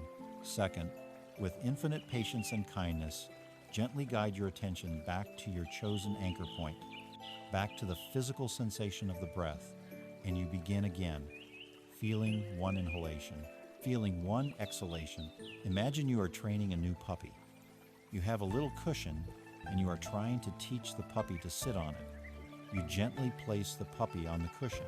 It sits for a second, then immediately sees something interesting across the room and scampers off. What do? Do you yell at the puppy? Do you scold it for being a bad puppy? Of course not. You smile at its playful nature. You calmly walk over, gently pick it up, and place it back on the cushion. A moment later, it wanders off again, and again you gently bring it back. This is the practice of meditation. Your attention is the puppy. The breath is the cushion. The act of noticing that the puppy has wandered and gently, lovingly bringing it back, over and over and over again, is the entire practice. The moments of unbroken focus are pleasant, but the real work, the real training of the mind, happens in the moment of return. Each gentle return is a repetition in this sacred workout, strengthening the muscles of attention and compassion. What are we really training when we do this? We are cultivating several profound mental qualities. We are training concentration, the ability to place our mind where we want it and have it stay for longer periods. This is the taming of the wild elephant's raw power. We are training mindfulness, the ability to be aware of what is happening in our experience as it is happening. This is the awakening of the wise tamer, and most importantly, we are training compassion. The kindness and patience you learn to show your own wandering mind becomes the default way you relate to yourself in all aspects of life. This self-compassion then naturally extends outward to others. This simple practice of sitting with the breath becomes a revolutionary act of kindness. So we begin here. With this breath, this humble, faithful anchor is always available to us, a constant invitation to come home to the present moment, to find our center in the midst of life's storms. It is the post to which we tie the wild elephant, the beginning of a lifelong journey of taming and befriending our own mind. And now that we have this anchor, we are better equipped to look at the very phenomena that pull our attention away with such force. We are ready to look at the clouds themselves, the endless stream of thoughts that create our inner weather. We have found our anchor. In the simple, faithful rhythm of the breath, we have discovered a place of refuge, a post to which we can gently tether the wild elephant of the mind. This practice of returning, again and again, to the present moment is the foundation. Now, with this newfound stability, we can begin to look more closely at the very forces that pull us away. We can turn our attention to the endless, churning stream of thoughts that populate our inner world, the source of so much of our anxiety and distress. For most of our lives, we have been slaves to this inner chatter, believing every word it says, tossed about by its relentless currents. The next great step in our liberation is to change this relationship fundamentally, through an insight that is as simple as it is revolutionary. Your thoughts are not you, and your thoughts are not facts. Let us first examine the nature of thought itself. What is a thought? A thought is simply a mental event, just as a sound is an auditory event, or a sensation is a physical event. Thoughts are transient, impersonal phenomena that arise and pass away in the space of consciousness. We are so identified with them that we instinctively believe we are their author, the great thinker sitting in a control room directing our mental traffic. But is this really true? Take a moment. Can you predict with absolute certainty what your very next thought will be? You cannot. Thoughts, for the most part, simply appear. They bubble up from the vast, mysterious depths of our unconscious, triggered by a memory, a sound, a feeling, or seemingly by nothing at all. They are like uninvited guests who constantly show up at the door of your mind. Some are pleasant guests who bring gifts of creativity and joy. Many, however, are difficult guests. The perpetually worried guest, the harsh critical guest, the guest who endlessly replays old grievances. The fundamental problem is not that these guests arrive. The problem is that as soon as they knock, we mistake them for the owner of the house. We fuse with them completely. We believe we are the thought. This unquestioning belief in the content of our minds is the root of so much of our suffering, from obsessive worry to crippling self-doubt. To break this spell of identification, we can employ one of the most powerful and beautiful metaphors in contemplative practice, the metaphor of the sky and the clouds. Imagine that your true nature, that deep, silent awareness that is always present as the sky. It is vast, open, spacious, and limitless. It is, in its essence, clear and full of light. It is fundamentally peaceful. Now, imagine that your thoughts, moods, and emotions are the weather. They are the clouds that drift through the sky. Sometimes the sky is filled with dark, heavy thunderclouds of anger, anxiety, or despair. The weather is stormy and turbulent.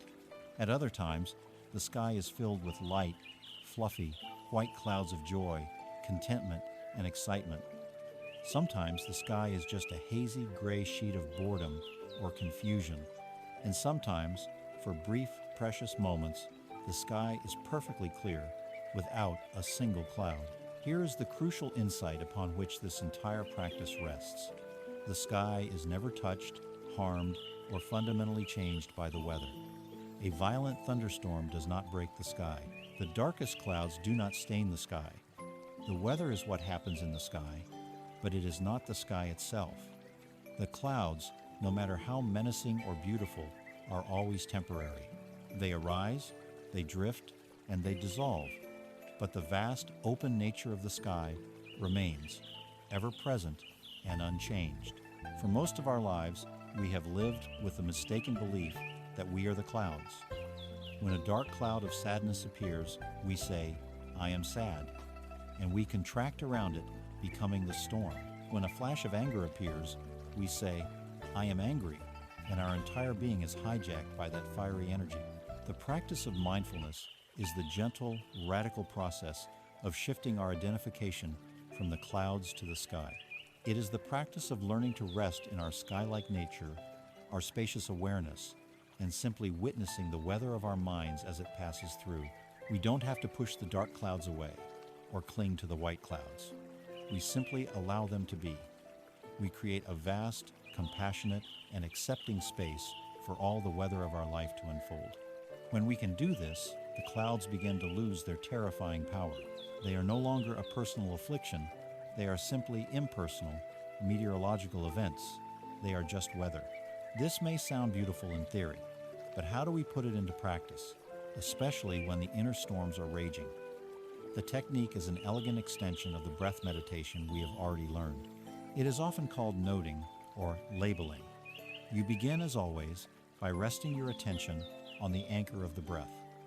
Inevitably, your mind will be pulled away by a thought. The moment you notice that you are no longer with the breath, you take one simple, extra step before returning. You gently, and with a light touch, apply a soft mental label to the thought that carried you away. If you found yourself lost in planning the details of your upcoming workday, you would just silently whisper in the back of your mind, planning, planning. If you were caught in a loop of worry about a financial issue, you would just note, worrying, worrying. If you were replaying an argument you had yesterday, you would note, remembering, remembering. If you were judging your meditation practice itself, thinking, I'm no good at this, you would simply label it judging, judging. The power of this simple act cannot be overstated. The moment you label a thought, you change your relationship to it. You are no longer lost in the thought, swept away by its current. You are now the observer, standing on the riverbank, watching the thought float by. The label objectifies the mental event. It turns it from a subjective truth that defines you into an objective phenomenon that you are witnessing. It is the difference between being lost in a movie and suddenly realizing you are sitting in a theater watching a screen. This act of noting creates an immediate space, a moment of clarity. After you have made the soft, non-judgmental note, you then gently and without force guide your attention back to the physical sensations of the breath. The practice becomes a gentle rhythm, resting with the breath, noticing the mind has wandered, noting the type of thought, and kindly returning to the breath. The ultimate fruit of this practice is the cultivation of a space between stimulus and response. In our untrained state, the two are fused. A stimulus, say, a thought of self-criticism like, you always mess things up, arises. The responsive feeling of shame, a tightening in the chest, is instantaneous and automatic. There is no freedom, there is only reaction. The practice of watching and noting our thoughts inserts a sacred pause into this process. The thought of self-criticism arises. But now, instead of instantly believing it, we see it, we note it, judging. In that precious half-second of mindful recognition, a space opens up, and in that space lies our freedom. In that space, we have a choice. We can choose not to board the train of that thought. We can choose not to believe its toxic message. We can choose to meet it with compassion rather than conviction. We can choose to return to the sanity of our breath. Each time we do this, we are reclaiming our autonomy from the tyranny of our own automatic, conditioned thinking. We are moving from being a puppet of our thoughts to being the spacious, peaceful witness of them. By anchoring ourselves in the breath and learning to watch the clouds of thought from that stable ground, we stop being victims of our own inner weather. We learn to rest as the sky, allowing the inevitable storms to pass without being destroyed by them. This mindful observation is a profound and liberating skill. It is the art of letting be. But the Buddha's path does not end with passive observation.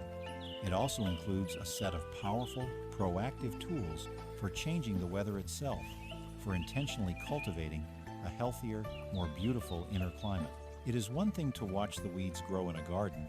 It is another to learn how to gently pull them out and plant flowers in their place.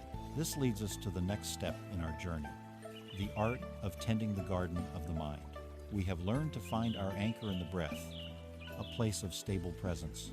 From this newfound ground, we have learned to watch the ceaseless procession of thoughts and feelings that constitutes our inner weather, seeing them not as facts, but as passing clouds in the vast sky of awareness. This practice of mindful observation is the essential foundation of the path.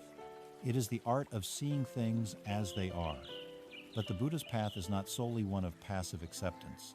Having learned to observe the garden of our mind, we are now invited to become its tender. We are given the tools and the permission to actively cultivate a space of beauty, nourishment, and peace within ourselves. This proactive dimension of the path is known as right effort. The word effort can be misleading for those of us already exhausted by the pressures of modern life. It can conjure images of stressful striving, of gritting our teeth and trying to force ourselves to be better. This is precisely what right effort is not. In the original Pali language, the term is sama vayama, which is better understood as skillful, wise, or wholesome energy. It is not the frantic, tense energy of a desperate struggle, but the steady, joyful, and sustainable energy of a dedicated gardener. A wise gardener understands that you cannot force a flower to bloom by pulling on its petals. You can, however, create the optimal conditions for it to flourish. You can enrich the soil, provide water and sunlight, and gently remove the weeds that would choke it. Tending the garden of the mind is the same. It is a joyful, creative, and compassionate collaboration with our own potential for goodness. This practice of right effort is beautifully broken down into 4 distinct yet interconnected activities. The first of the 4 great efforts is prevention, the effort to prevent unwholesome states from arising. This is the gardener's art of guarding the gates. Before a weed can be pulled, it must first be a seed. This first effort is about being mindful of the seeds we allow to be planted in the soil of our minds. The primary weeds are the unwholesome mental states, often called the hindrances or defilements, states like greed, hatred, envy, ill will, restlessness, and delusion. To prevent them from arising, we must become conscious of what nourishes them. For instance, you might notice through self-observation that mindlessly scrolling through certain social media feeds consistently plants seeds of envy and inadequacy. You see images of seemingly perfect lives, and a familiar feeling of dissatisfaction with your own life begins to sprout. The practice of right effort here is not to suppress the envy once it has arisen, but to wisely and gently limit your exposure to its source. It is the conscious choice to unfollow accounts that trigger this negativity, not as an act of censorship, but as an act of profound self-care. It is guarding the gate of your eyes. Or perhaps you recognize that engaging in gossip and critical speech about others leaves you feeling agitated and negative. You are planting seeds of judgment and ill will in your own mind. The first effort, then, would be to consciously steer conversations toward more wholesome topics, to praise rather than to criticize, to connect rather than to divide. This is guarding the gate of your mouth. It is about recognizing the connection between what we consume, it media, conversations, or entertainment, and the quality of our inner world, and then making wise choices to protect our garden from toxic seeds. The second effort is abandonment, the effort to abandon unwholesome states that have already arisen. Despite our best efforts to guard the gates, weeds will inevitably sprout. A seed of anger, carried on the wind of a stressful interaction, will take root. A feeling of resentment or self-pity will begin to grow. What do we do then? The wrong effort, as we have learned, is to either violently try to rip it out with suppression, which often strengthens the root, or to let it grow wild, which is to indulge the state and let the wild elephant rampage. Right effort offers a skillful middle way. The first step is to recognize the weed with mindfulness. Ah, there is anger present. There is the feeling of resentment. We acknowledge its presence without judgment. The second step is to gently withdraw the conditions that are feeding it. The primary food for most negative emotions is our own ruminating thoughts, the story we tell about the emotion. When we are angry, we feed the anger by replaying the offending event over and over, rehearsing what we should have said, building a case against the other person. The second effort is the conscious choice to stop watering this weed. We can do this by gently returning our attention to the breath, cutting off the fuel supply of obsessive thought. Or, more actively, we can apply an antidote. If we are caught in anger, we can intentionally cultivate a thought of compassion, reflecting that the person who hurt us is likely acting from their own pain and confusion. If we are drowning in a wave of self-pity, we can apply the antidote of gratitude, intentionally bringing to mind 3 things in our life, no matter how small, for which we are genuinely thankful. This is not about pretending the weed doesn't exist. It's about consciously choosing to nourish a flower right next to it, so that the flower's strength eventually overshadows the weed. The third effort is where the true joy of gardening begins. This is cultivation, the effort to cultivate wholesome states that have not yet arisen. This is the proactive, creative work of planting beautiful flowers and nourishing fruits in our garden. We do not simply wait for wholesome states like kindness, compassion, generosity, and joy to appear by chance. We actively sow their seeds. A simple and powerful way to do this is to dedicate a few moments each day to the intentional cultivation of loving kindness, or metta. Before you even get out of bed in the morning, you can lie there and silently repeat phrases of well-wishing. First for yourself, may I be safe, may I be healthy, may I be happy, may I live with ease. And then extending that same wish to your loved ones, to neutral people, and eventually to all beings. You are consciously planting seeds of kindness that will influence the entire tone of your day. Or, if you are feeling neutral or bored, you can practice cultivating sympathetic joy, or mudita. You can bring to mind the good fortune of a friend or even a strangera promotion, a happy marriage, a beautiful achievement, and actively try to feel happy for them as if it were your own success. This is a powerful antidote to the weed of envy and a direct way to fertilize the soil of your mind with the richness of shared happiness. This third effort changes our role from a reactive problem solver to a creative artist of our own inner landscape. The fourth and final effort is maintenance, the effort to maintain and develop the wholesome states that have already arisen. Once a beautiful flower has bloomed in our garden, how do we care for it so that it does not wither? When a genuine feeling of peace, joy, or compassion arises, our untrained habit is often to either ignore it, taking it for granted, or to grasp at it with anxiety, thinking, oh, this is wonderful, I hope it never ends, which, as we know, introduces the suffering of change. The fourth effort offers a wiser approach. First, we mindfully savor the wholesome state. We pay close attention to it. What does this feeling of deep gratitude actually feel like in the body? We allow its warmth to spread through our chest. We notice how it softens our perspective. We stay fully present with a pleasant experience, allowing its wholesome energy to deeply permeate our being without clinging. Second, we investigate the causes and conditions that allowed this flower to bloom. We might realize, I feel this sense of peace because I took a long walk in nature without my phone, or I feel this warmth of connection because I had a truly honest and vulnerable conversation with a friend. This insight is not just an analysis, it is a roadmap for future cultivation. It encourages us to skillfully repeat the actions and conditions that lead to our own well-being. This effort makes us a connoisseur of our own goodness, learning what truly nourishes our soul and returning to those wholesome sources again and again, not from a place of craving, but from a place of profound wisdom and self-care. Through these four great efforts, we transform our relationship with our own mind. We cease to be passive victims of our mental weather and become active, compassionate, and wise gardeners. We learn that while we cannot always control what seeds blow into our garden, we have immense power over which ones we choose to water and which ones we choose to pull. This inner work, this dedicated tending of our internal landscape, inevitably begins to express itself outwardly.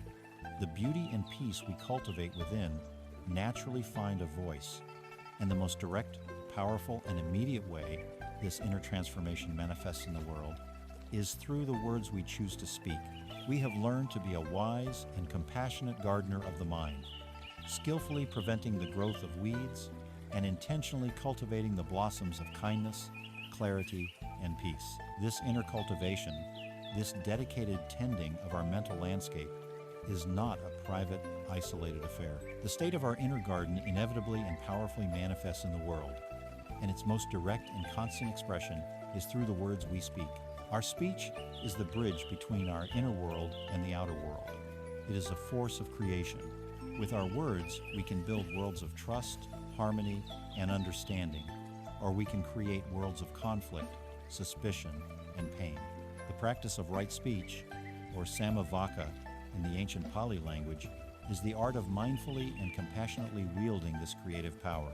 It is not a rigid list of rules designed to restrict us, but a set of skillful guidelines designed to liberate us and others from suffering. The Buddha, with his characteristic clarity, broke this practice down into four main components. The first principle of right speech is to abstain from false speech. This is the foundation upon which all healthy communication is built.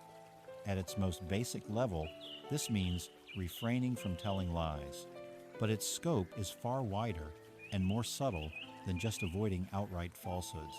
It includes the small, white lies we tell to avoid minor inconveniences, the exaggerations we use to make a story more impressive or to make ourselves look better, the flattery we offer that we do not truly mean, and the promises we make that we have no real intention of keeping. Each time we speak untruthfully, no matter how small we perceive the lie to be, we pay a psychological price. We create a fracture in our own integrity. A part of our mind must now dedicate energy to maintaining the lie, to remembering the false story, which creates an inner tension, a lack of ease. A mind that is committed to truthfulness, on the other hand, is a mind that is simple, unified, and at peace. It has nothing to hide and nothing to defend. Furthermore, our commitment to truthfulness is the bedrock of trust in our relationships.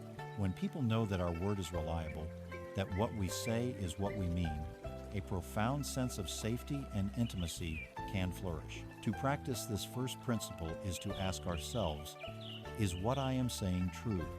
Is it accurate?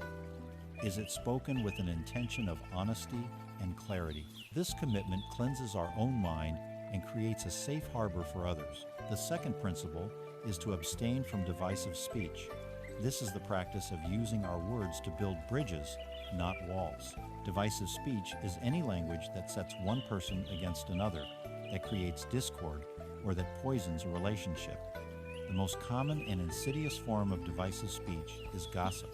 When we gossip, we speak ill of someone who is not present. It is a tempting and socially powerful act. It can make us feel like an insider, part of a special circle. It can give us a fleeting and false sense of superiority over the person being discussed. It can even create a temporary, shallow bond with the person we are gossiping with, a bond built on shared negativity. But the harm it causes is immense. It damages reputations, sows seeds of mistrust, and creates an atmosphere of anxiety and suspicion. Crucially, we must understand that the primary victim of our own gossip is ourself. To engage in gossip is to voluntarily fill our own mind with judgment, negativity, and ill will. It is to water the weeds of cynicism and resentment in our own garden. The practice of abstaining from divisive speech asks us to become guardians of harmony. Before speaking about another person, we can ask ourselves the powerful question, is what I am about to say likely to bring people closer together or drive them further apart? This practice includes refraining from slander, backbiting, spreading rumors, and any speech that pits one person's interests against another's. Its antidote is to actively look for opportunities to speak of the good qualities of others, to praise rather than to criticize, and to use our words to mend fractures and encourage mutual understanding. The third principle is to abstain from harsh speech. Words can be weapons. Insults, sarcasm, ridicule, shouting, and verbal abuse can leave wounds that are deeper and slower to heal than any physical injury. Harsh words are like stones thrown in anger. Once they have left our hand, we can never call them back. They shatter the delicate vessel of another person's heart, and often our own as well. When we look closely at the root of our own harsh speech, we almost always find that it springs from our own pain. It is the roar of the untamed elephant when it feels threatened, scared, or frustrated. We use harshness as a shield and a sword, trying to protect our own vulnerable ego by attacking another. The practice here is a direct application of mindfulness in the heat of the moment. It is the cultivation of the sacred pause. When we feel the impulse to speak harshly, we can learn to recognize that fiery energy rising within us. In that moment, we can stop, take a single conscious breath, and create a space between the impulse and the action. In that space, we can ask, are the words I'm about to speak kind? Are they coming from a place of wisdom or from a place of woundedness? This does not mean we become doormats or that we can never express disagreement or anger. It means we learn to do so skillfully. We learn to speak our truth without needing to make the other person wrong. We learn to set boundaries with clarity and firmness, but without verbal violence. We learn that true strength lies not in the power to wound with our words, but in the power to heal. The fourth principle is the most subtle, and for many of us in the modern world, the most challenging. It is to abstain from idle chatter. This is speech that is aimless, purposeless, and ultimately meaningless. It is the verbal static that we use to fill silence, to avoid intimacy, or to distract ourselves from our own thoughts. It can take the form of endless complaining about the weather or politics, mindless chatter about celebrities, or simply talking for the sake of talking. This kind of speech, while it may seem harmless, has a cost. It depletes our energy and the energy of those around us. It cheapens the precious currency of communication, turning it into mere noise. It creates a cluttered and agitated mind. Furthermore, our addiction to idle chatter often stems from a deep discomfort with silence. We treat silence as an empty space that must be filled, rather than as a rich and fertile ground for connection, reflection, and peace. To practice abstaining from idle chatter is to cultivate a sense of purposefulness in our speech. It is to value both our words and the silence that surrounds them. Before speaking, we can ask ourselves, is what I am about to say useful? Is it helpful? Is it truly necessary? This practice naturally leads us to become better listeners. In fact, deep, receptive listening is one of the most profound forms of right speech. To offer another person our full, undivided, non-judgmental attention is a rare and precious gift. It is to communicate, without saying a word, that they matter, that they are seen, and that they are safe. In our digital age, these four principles are more important than ever. The anonymity and distance of social media, comment sections, and text messages can create a breeding ground for the most unskillful forms of speech. We type things we would never have the courage or cruelty to say to someone's face. Harsh speech, divisive speech, and false speech have become endemic to our online lives. There is an old parable about a man who spread a malicious rumor about a village elder. Soon, filled with remorse, he went to the elder to apologize. The elder told him to take a feather pillow to the top of a hill, cut it open, and shake the feathers into the wind. The man did so. He then returned and asked if he was forgiven. The elder replied, "First, go and gather up every single one of the feathers." The man, distraught, said, "But that's impossible. The wind has carried them everywhere." The elder nodded gravely. So it is with your words. In the digital world, the wind is a hurricane. A single cruel comment can be screenshotted, shared, and seen by millions, its impact magnified beyond our comprehension. To practice right speech today is to bring this same mindfulness and compassion to our keyboards, to pause before we post, and to ask if our digital words are building the kind of world we truly want to live in.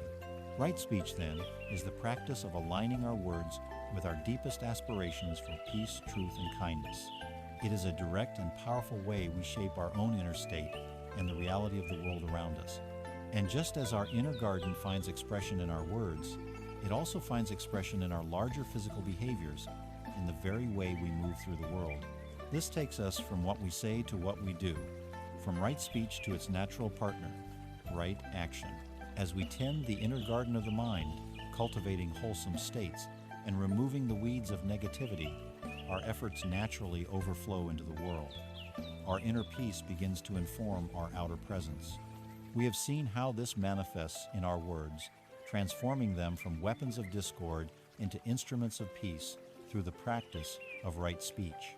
Now, we extend this principle of mindful, compassionate action to the whole of our physical life, to the way we move, work, and interact with the world around us. This is the practice of right action, or sammakamanta. It is the art of aligning our deeds with our deepest values, of living a life that is not only harmless, but actively beneficial to ourselves and others. This practice is traditionally guided by a set of ethical principles known as the 5 precepts. It is essential to approach these not as rigid external commandments handed down from a divine authority, but as voluntary training principles that we undertake for our own well-being. They are like the training regimen of a world-class athlete. They are challenging, they require discipline, but they are undertaken willingly because they lead to peak performance. In this case, the peak performance is a mind that is free from the heavy burdens of guilt, remorse, and fear. The first principle of right action is to undertake the training of abstaining from taking life. At its most fundamental level, this is a commitment to not intentionally kill any living being, from the smallest insect to another human. For many of us, this may seem like a straightforward and easy precept to follow, but its spirit extends far beyond the literal act of killing. It is an invitation to cultivate a profound and all-encompassing reverence for life, a quality known as ahimsa or harmlessness. It is the recognition that all beings, just like us, want to live and do not want to die. They seek pleasure and avoid pain. To practice this precept fully is to become a guardian of life, not a threat to it. In our modern world, this means looking at our impact on the environment, on the ecosystems that sustain all life.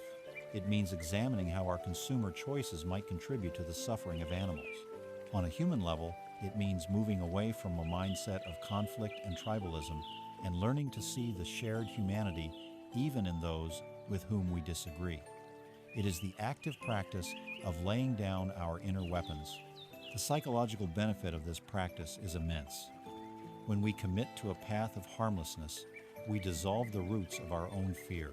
A person who does no harm has no reason to fear retaliation. A person who reveres life naturally cultivates a gentle heart. This creates a deep sense of safety and peace within our own nervous system, allowing the mind to finally relax its hyper-vigilant guard. The second principle is to abstain from taking that which is not given. This is the practice of respecting the property of others. On the surface, it means not stealing, not shoplifting, not cheating on our taxes, not embezzling from our employer. But like the first precept, its spirit extends into much more subtle realms of our lives. We can steal time from our employer by scrolling through social media when we are supposed to be working. We can steal intellectual property through plagiarism or by using someone else's creative ideas without giving them credit. We can steal from our community by exploiting loopholes to avoid contributing our fair share, or by wasting shared resources like water and energy. At its core, this precept is about cultivating a mind of honesty, transparency, and integrity. It is also about cultivating a mind of contentment and trust. The impulse to steal in any form comes from a feeling of lack, a belief that we do not have enough and that we must grasp and take from others to get what we need. By committing to a path of not taking what isn't freely offered, we cultivate its opposite, a sense of abundance and a trust in our own ability to generate what we need through skillful and honest means. The peace of mind that comes from this is immeasurable. A person who does not steal has no fear of being discovered. They are not burdened by the constant anxiety of covering their tracks. They can sleep with a clear conscience, a simple, uncomplicated state of being that is one of the true luxuries of this world. The third precept is to abstain from sexual misconduct. This is perhaps the most personal and often misunderstood of the precepts, and it is vital to approach it with wisdom rather than with puritanical judgment. This training principle is not a condemnation of sexuality itself. It is a recognition that our sexual energy is a powerful, potent force that can be a source of profound connection and joy, or a source of immense suffering, confusion, and harm. The core of this practice is to commit to not using our sexuality in a way that causes harm to ourselves or to others. This means avoiding actions that betray the trust of a partner, that break solemn commitments, or that exploit the vulnerability of another person. It is a practice rooted in deep respect, consent, honesty, and kindness within our intimate relationships. In a broader sense, this precept also invites us to examine how we relate to sexuality in general. It calls us to question a culture that often encourages objectification, reducing whole, complex human beings to mere objects for our gratification. This act of objectification is itself a form of mental violence. It degrades the other person, and it poisons our own mind, making it more difficult to form genuine, heart-to-heart connections. By undertaking this training, we commit to honoring the full humanity of others in our intimate lives. The result is a mind that is free from the corrosive energies of jealousy, suspicion, guilt, and fear that so often accompany sexual deceit. It allows for the possibility of relationships built on a foundation of trust, respect, and true intimacy, which is a source of deep and lasting peace. The fifth, precept the fourth, abstaining from false speech, having been covered under right speeches to undertake the training of abstaining from intoxicants that lead to heedlessness. This principle is not a moral judgment against alcohol or other substances. It is a profoundly practical instruction for anyone serious about training their own mind. The entire path we are exploring is about cultivating clarity, awareness, and mindfulness. Intoxicants, by their very nature, do the opposite. They cloud the mind, dull our awareness, and weaken our wholesome intentions. This is the meaning of heedlessness. When our mind is clouded, we are far more likely to break the other precepts. We might say things we regret, act on impulses that are harmful, or make choices that cause suffering for ourselves and others. To practice this precept is to recognize that our conscious awareness is our most precious asset on this path. It is the tool we use for our own liberation. Therefore, we commit to protecting it. It is like a surgeon refusing to drink before performing an operation. Our mind is the operating room where the delicate surgery of liberation is performed, and we choose to keep the surgeon clear and steady. This calls for an honest self-inquiry into our relationship with substances. Do we use them to connect with friends and celebrate? Or do we use them to numb our pain, to escape our anxiety, to avoid facing the dragon in the cellar? If it is the latter, then we are simply reinforcing the habit of avoidance that keeps us trapped. This precept is a commitment to choosing clarity over escape, presence over numbness. Taken together, these principles of right action form the blueprint for a blameless and beautiful life. They are the ethical foundation upon which a stable and serene mind can be built. Imagine a merchant who conducts all his business with perfect honesty. At first, he may not make as much money as his dishonest competitors, but over time, he earns the unshakable trust of the entire community. He is respected. His business flourishes. Most importantly, he goes home every night and sleeps soundly, his mind unburdened by fear or remorse. This is the gift of right action. It is not a sacrifice. It is the direct path to a mind free from guilt, a heart filled with self-respect, and a life imbued with the quiet dignity of harmlessness. This ethical foundation is essential for the deeper work of meditation. Yet, as we become more adept at these practices, a new and subtle danger can arise, the danger of becoming attached to the practices themselves, of mistaking the tools for the goal. This leads us to a crucial lesson in letting go. We have walked a long way on this path together. We have diagnosed the nature of our dis-ease, dukkha. We have investigated its causes and are clinging to a world defined by impermanence, anicca, and our mistaken belief in a solid self, anatta. We have begun the process of taming the wild elephant of the mind, using the anchor of the breath and the wisdom of right effort. We have learned to tend our inner garden and to let that cultivation express itself through our words and actions. As we gather these powerful tools and insights, as our practice deepens, we can begin to feel a new sense of confidence and clarity. But here, at this crucial juncture, the Buddha points out a new and exquisitely subtle trap, a gilded cage that can imprison even the most sincere practitioner. This is the trap of becoming attached to the path itself. It is the danger of mistaking the tools for the treasure, the prescription for the cure, the raft for the shore. To illuminate this danger, the Buddha offered one of his most famous and essential parables, the parable of the raft. Imagine, he said, a person standing on the bank of a great, wide, and dangerous river. This shore is perilous, filled with fear and uncertainty. The far shore is safe, peaceful, and secure. This river is samsara, the endless cycle of suffering and dissatisfaction in which we are caught. The far shore is nibbana, the state of liberation, of lasting peace. There is no bridge to cross this river, no ferryman to carry you. The person, being intelligent and resourceful, understands they cannot swim across, so they gather materials from the shore reeds, branches, vines, and leaves, and, with great effort, they bind them together to construct a simple raft. This raft represents the Dhamma, all the teachings and practices we are exploring, the Four Noble Truths, the Eightfold Path, mindfulness, ethics, and wisdom. Holding onto the raft, relying on its buoyancy, the person begins the arduous journey across the water. They paddle with their hands, they kick with their feet, they lean their full weight upon it. The raft is their sole support in the dangerous current. After a long and difficult struggle, they arrive, exhausted but safe, on the far shore. They have reached the land of peace. Now, the Buddha posed the critical question: what should this wise person do with the raft? Should they, out of a deep sense of gratitude and attachment, think to themselves, this raft has been so helpful to me, it's saved my life, I cannot possibly abandon it? Should they then hoist the heavy, waterlogged raft onto their shoulders and carry it with them as they continue their journey on dry land? The absurdity of the image is immediate.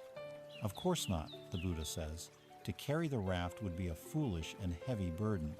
The wise person, while feeling immense gratitude for the raft, understands its purpose. They would simply push it back into the water or leave it secured on the bank for another traveler to use. They would then walk on, unburdened and free. The raft was an instrument, a means to an end, not the end itself. This parable is a profound warning against a condition we might call spiritual materialism. It is the tendency of the ego to seize upon spiritual practices and concepts and turn them into new possessions, new identities, new ways of feeling superior. What does it look like to carry the raft in our modern lives? It can manifest as a form of spiritual ego or arrogance. We begin to identify with our new knowledge. We think, I am a meditator. I understand the Four Noble Truths. We might start to look down upon others who are still caught in what we perceive as worldly ignorance. We may subtly, or not so subtly, signal our spiritual status through our clothes, our vocabulary, or the books on our shelves. The very practice that was meant to dissolve the ego has become its new, most elaborate fortress. We have simply exchanged the prison of a worldly identity for the prison of a spiritual one. Another way we carry the raft is through a rigid dogmatism, a clinging to the concepts themselves. We can become so attached to the words, to the map, that we forget it is merely a pointer to the territory of direct experience. We might memorize the lists and categories of the teachings and be able to argue about the fine points of Buddhist philosophy, but we miss the living spirit of the practice. The teachings become a set of intellectual beliefs to be defended rather than a set of pragmatic instructions to be lived. Our mind, which was meant to be freed by these truths, becomes newly imprisoned in a cage of concepts. We can also become attached to the external forms of the practice. We might believe that we can only find peace sitting on a specific cushion, in a specific posture, at a specific time of day. We might become attached to the rituals, the chanting, or the traditions, forgetting that these are all just different designs of the raft, different skillful means to help us cross the river. The form becomes more important than the function, and the practice loses its liberating power. This clinging to dogma and authority is the very opposite of the spirit in which the Buddha offered his teachings. He did not present himself as a savior who demanded blind faith. He saw himself as a guide who was pointing the way. His constant invitation to his followers was encapsulated in the Pali phrase ehipassiko, which means come and see for yourself. This is not the language of dogma, it is the language of science. The Buddha was, in effect, a spiritual scientist. He conducted a radical experiment on his own mind for many years, and he discovered a set of reproducible results. His teachings are the laboratory notes from that experiment. He offered them to the world not as a creed to be believed, but as a hypothesis to be tested. The hypothesis is this: if you investigate your experience in this particular way, if you align your actions and your speech with compassion, if you train your mind to be stable and clear, then you will experience a tangible reduction in your own suffering and an increase in your own peace and wisdom. Your own life, your own mind, your own heart, this is the laboratory. The teachings are the experimental protocol. You are not asked to believe that the raft will work. You are invited to build it, to get on it, and to see if it carries you across the river. The confidence that arises on this path, a quality known as saddha, is therefore not a form of blind faith. It is a trust that is born from evidence. You trust the practice of mindfulness because you have directly experienced the moments of peace it can bring. You trust the practice of kindness because you have seen how it can transform a difficult interaction. You trust the teaching of impermanence because you have sat and watched your own thoughts and moods arise and pass away. The ultimate authority on this path is not a book, a tradition, or a teacher. The ultimate authority is your own clear seeing awareness. This is perhaps one of the most liberating aspects of this entire path. It frees us from the need for external validation and empowers us to become our own guides. The teachings are a gift, a precious and brilliantly designed raft. We use them with diligence and gratitude. We learn from them, we rely on them, but we hold them lightly, understanding that they are tools. The goal is not to become a perfect Buddhist or an expert on the raft. The goal is to become a free human being, to arrive safely on the other shore. And once we are there, we must have the wisdom to let the raft go. By understanding that even these profound teachings are a means to an end, we protect ourselves from the trap of a new, more subtle form of clinging. We open ourselves up to a more spontaneous, joyful, and unburdened way of being. This moves us beyond the framework of simply solving the problem of suffering and into the joyous realm of actively cultivating and celebrating the beautiful qualities of a liberated heart. We shift from a focus on pulling the weeds to a focus on nurturing the flowers. This brings us to a practice that is a direct expression of a heart unburdened by ego, the practice of sympathetic joy. Having learned the wisdom of letting go, of understanding that even the most profound teachings are a raft to be left on the shore once the river of suffering is crossed, we find ourselves in a new and lighter space. We are no longer burdened by the weight of dogma or the subtle arrogance of a spiritual ego. Our hearts are more open, our minds more pliable. From this place of freedom, we can now turn from the necessary work of deconstruction of seeing through the illusions of permanence and self to the joyful work of active cultivation. We move from pulling the weeds of our suffering to intentionally planting and nurturing a garden of sublime beauty within. The Buddhist tradition speaks of four such blossoms, four boundless states of heart known as the Brahma Viharas, or the sublime abodes. The first of these we shall explore is a quality that is both profoundly challenging and radically joyful. It is the practice of mudita, which can be translated as sympathetic, appreciative, or altruistic joy. It is the genuine, wholehearted, unselfish happiness in the good fortune, success, and well-being of others. In a world often driven by competition, comparison, and scarcity, the practice of mudita is a revolutionary act of inner abundance. Before we can truly appreciate the beauty and power of mudita, we must first look unflinchingly at the poison for which it is the direct antidote, the poison of envy and jealousy. Envy is one of a human heart's most painful and corrosive states. It is a toxic cocktail of desire, resentment, and ill will. When we hear of another person's success, their promotion at work, their happy new relationship, their beautiful home, their talented child, we can feel a painful contraction in our own heart. A tightness forms in the chest, a bitter taste in the mouth. A cold voice whispers in our mind, seeking to diminish their achievement. Well, they just got lucky. It probably won't last. They don't really deserve it. This is the mind in the grip of envy. It is a state of profound suffering, a self-inflicted wound. As the old saying goes, envy is like drinking poison and expecting the other person to die. The object of our envy is completely unaffected by our inner turmoil. They continue to enjoy their good fortune, oblivious to our resentment.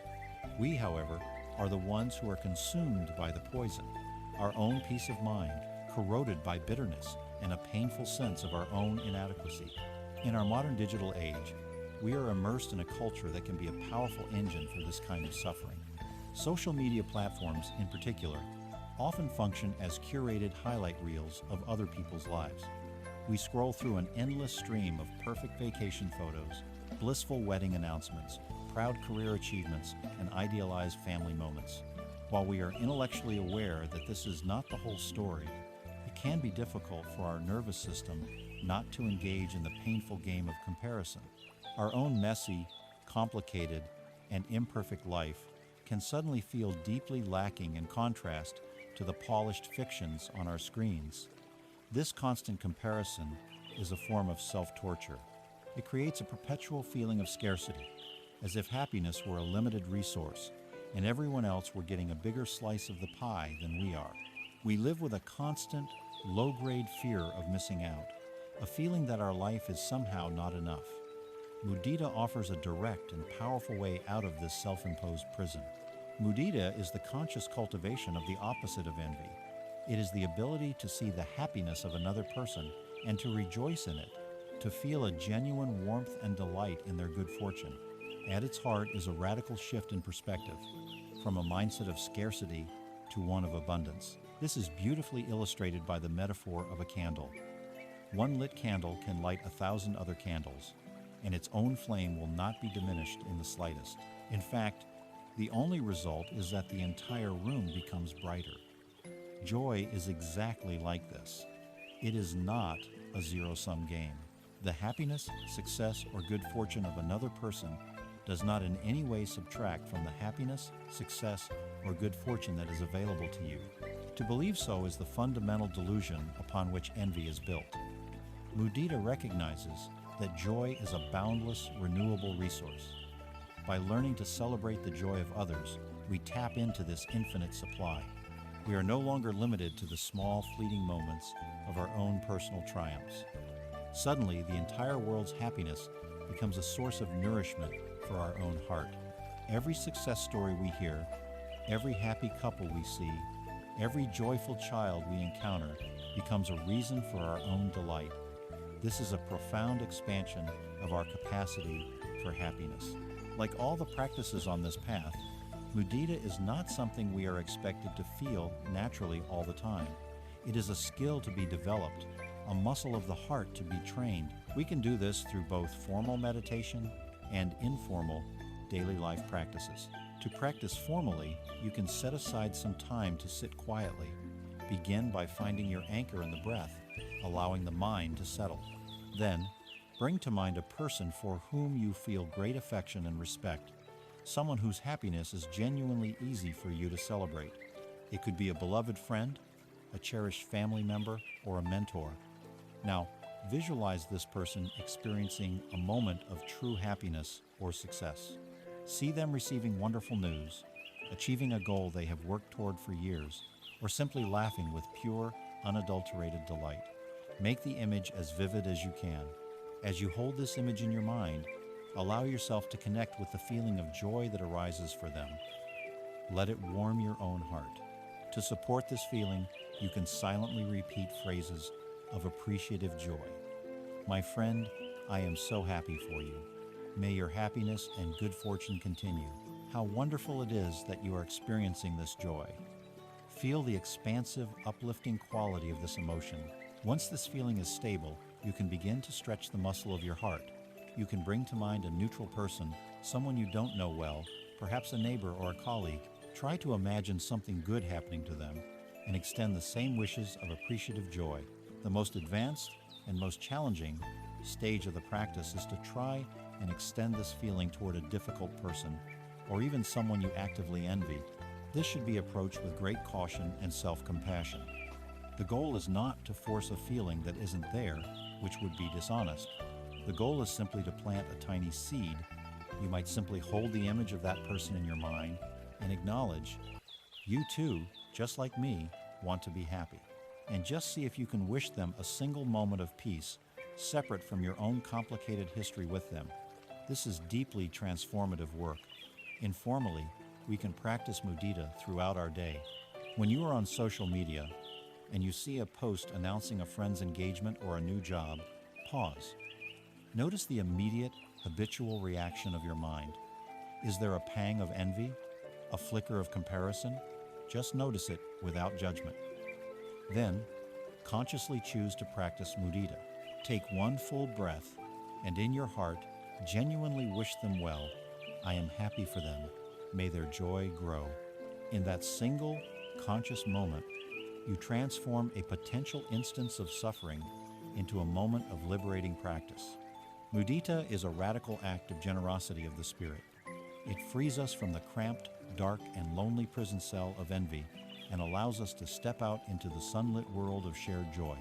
It is a recognition that we are not separate, competing entities, but interconnected beings whose joys and sorrows are deeply intertwined. When we can truly celebrate the happiness of others, our own heart becomes lighter, more resilient, and infinitely more spacious.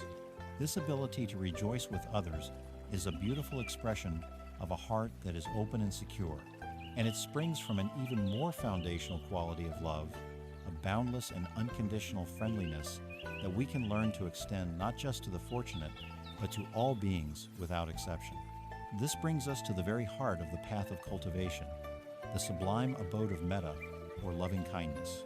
From the spacious joy of mudita, the delight we take in the happiness of others, we flow naturally into an even more foundational and all-encompassing quality of the heart. We arrive at the radiant center of the path of cultivation, a practice that has the power to heal our deepest wounds, dissolve our sense of separation, and transform our relationship with the entire world. This is the practice of metta, a Pali word most often translated as loving, kindness. But this translation, beautiful as it is, can barely contain the depth of the concept. Metta is not the sentimental, conditional, and often grasping love of romance. It is not a bubbly, superficial emotion. It is a steady, unconditional, and boundless warmth. It is a profound friendliness toward all of existence, starting with ourselves. It is the sincere, unwavering wish for the well-being and happiness of all living beings, without exception and without expectation of anything in return.